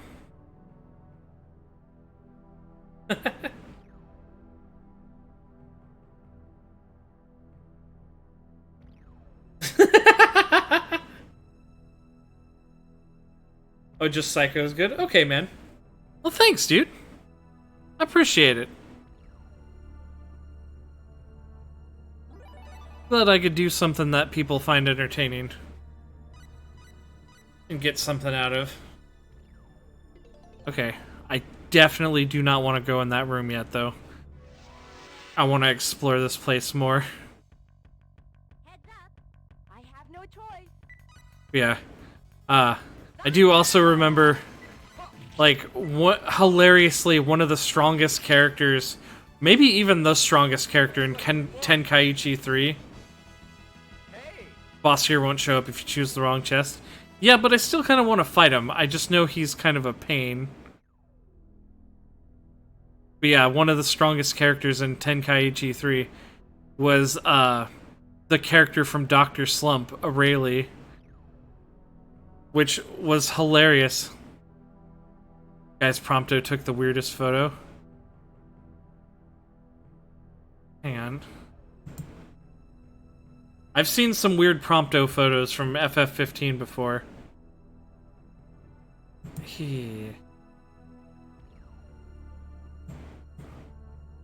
Ah, come on.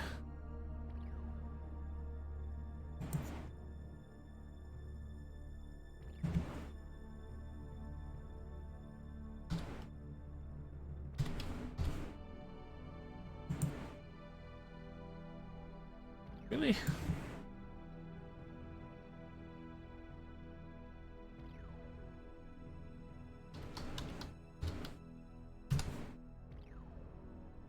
There we go. What do we got?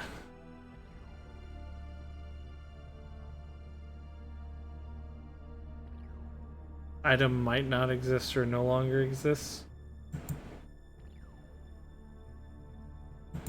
Oh wait, hang on.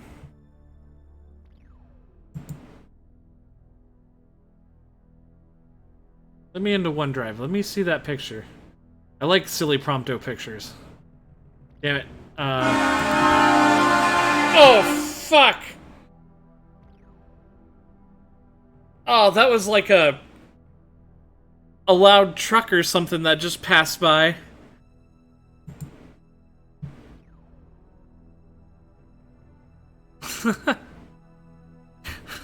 Sorry about that, guys.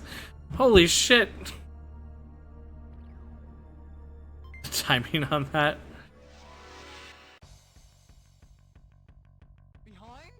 When did you?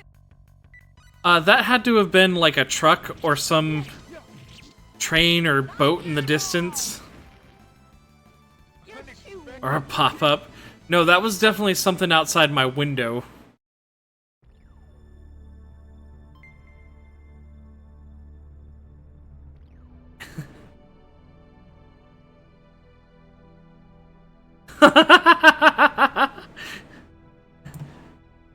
Oh, hold on a second. I think I might... No? Okay. Yeah, the OneDrive thing wasn't working for me, so... I do love those really silly fucking Prompto pictures where people are glitching into shit. It makes me sad when he gets better at taking pictures and he stops doing that. I'm sorry to anybody whose ears got hurt by that.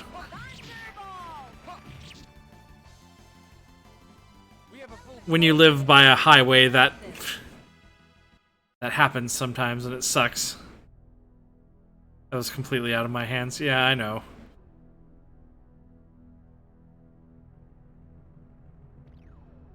Okay, I think I've thoroughly explored this place enough.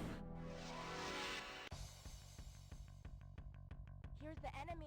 Things will work out, I think. Ray!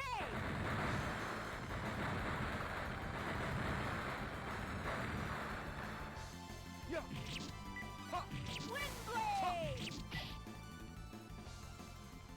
Like, there's a lot of good, like, battle photos that Prompto takes sometimes. Where it's supposed to be taking a picture of Noctis, but you get, like, the monster he's fighting's, like, big ass in the way instead. I think I had a good one where they were fighting a big T-Rex looking thing. That looked pretty epic.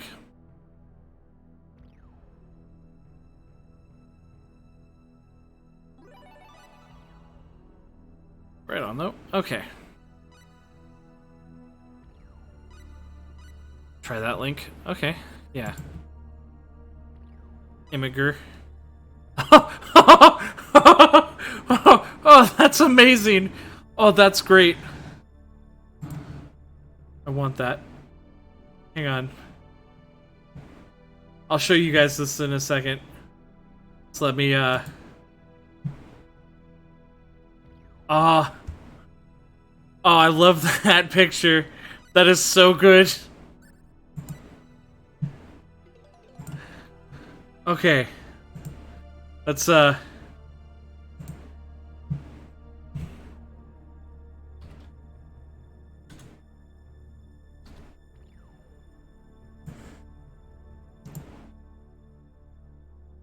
Oh, you're gonna see in a second. There it is. That. That. Oh. I love it. This game looks really cool, by the way. Yeah, I love Star Ocean too. That's an amazing picture. I love everything about it.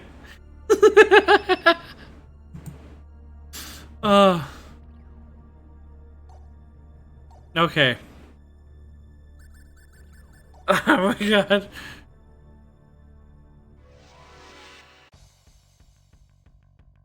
The enemy. Looks like I must fight.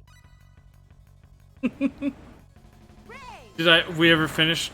I finished Final Fantasy 15 when it originally first came out. You guys notice something? Ray! There's a theory that Arden is just fucking with him. Huh. I mean, I wouldn't put it past him. He does a lot of weird stuff in that game to both help and hinder you for, like, his own goals.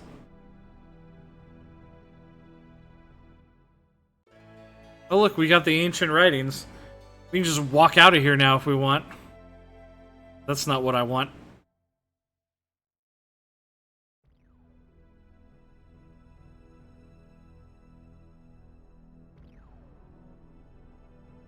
But, like, messing with him how? So I just realized, I think... No... Fine.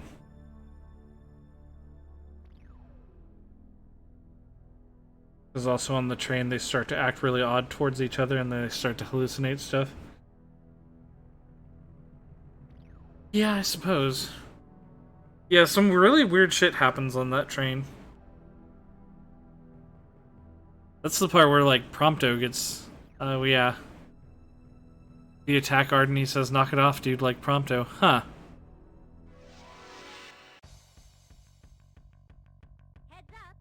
I have Weird. Ray.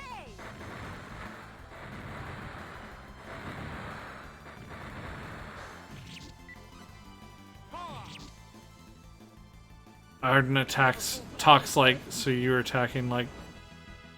Talks as if you were attacking Prompto. Huh. That is interesting.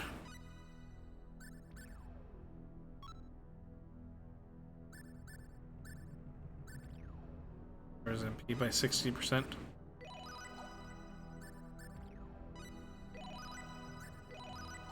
Gladius, he's not constantly bitching, that's why he's so harsh towards him. This one? Nope, that's Green Barrel. The only one unaffected seems to be Iggy. Because he's blind. Oh yeah, that's right, he already got blinded at that point.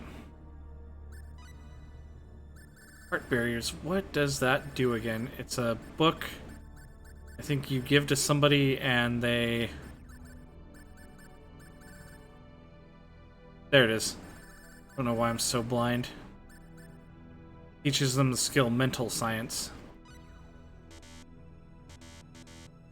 Oh, if we haven't already bought it. We'll point it out when you get there on stream. Huh. That is interesting.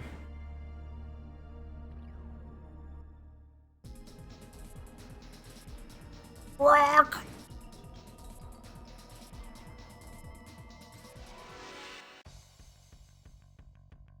They look pretty tough. This is bad. Air slash! Air slash! Ray.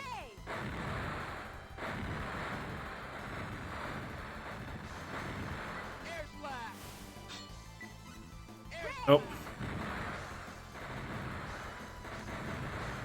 So as long as you can separate them, I think they're not too bad. But if you get them like side by side, they can be a problem. Like they're coming over to me right now.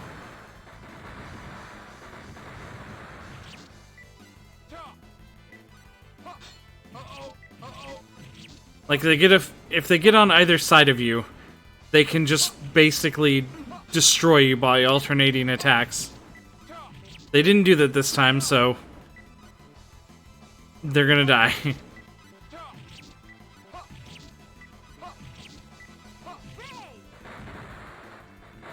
What? They were weak. Oh, a reverse stall. See, it's worth it doing that battle, so you can get the reverse stall. Also, experience. Okay.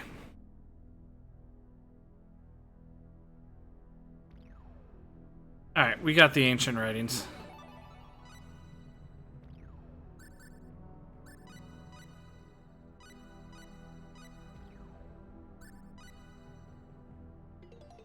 I really should make a timer thing to link people to the Discord. But,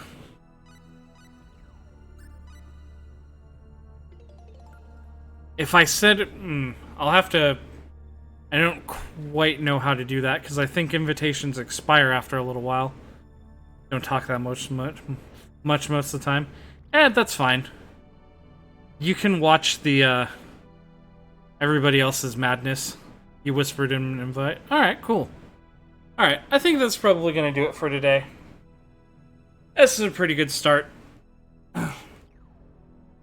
Next time we should be able to work through another pretty decent chunk of this. Maybe even get the whole First Continent section done. Well, thanks for the bits, the follows, and the subs, everybody. I appreciate it all. I hope everybody had a good time. Tomorrow I might do more 13 Sentinels, and then we'll come back to this after that. Alright, everybody. Let's actually see who's online. You can make a perma link sometime. Okay. I guess we can go ahead and drop in on Mo. He's playing some more Omori.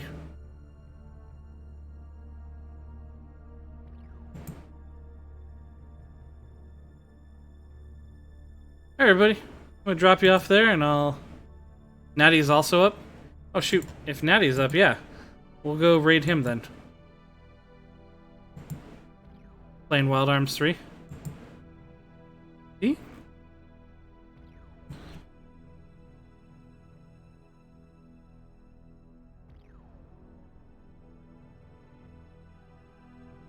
Oh, he is.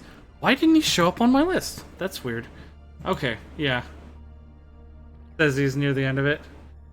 Oh, well, we'll drop in on him anyways. Alright, guys.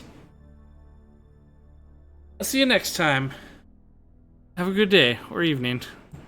No problem.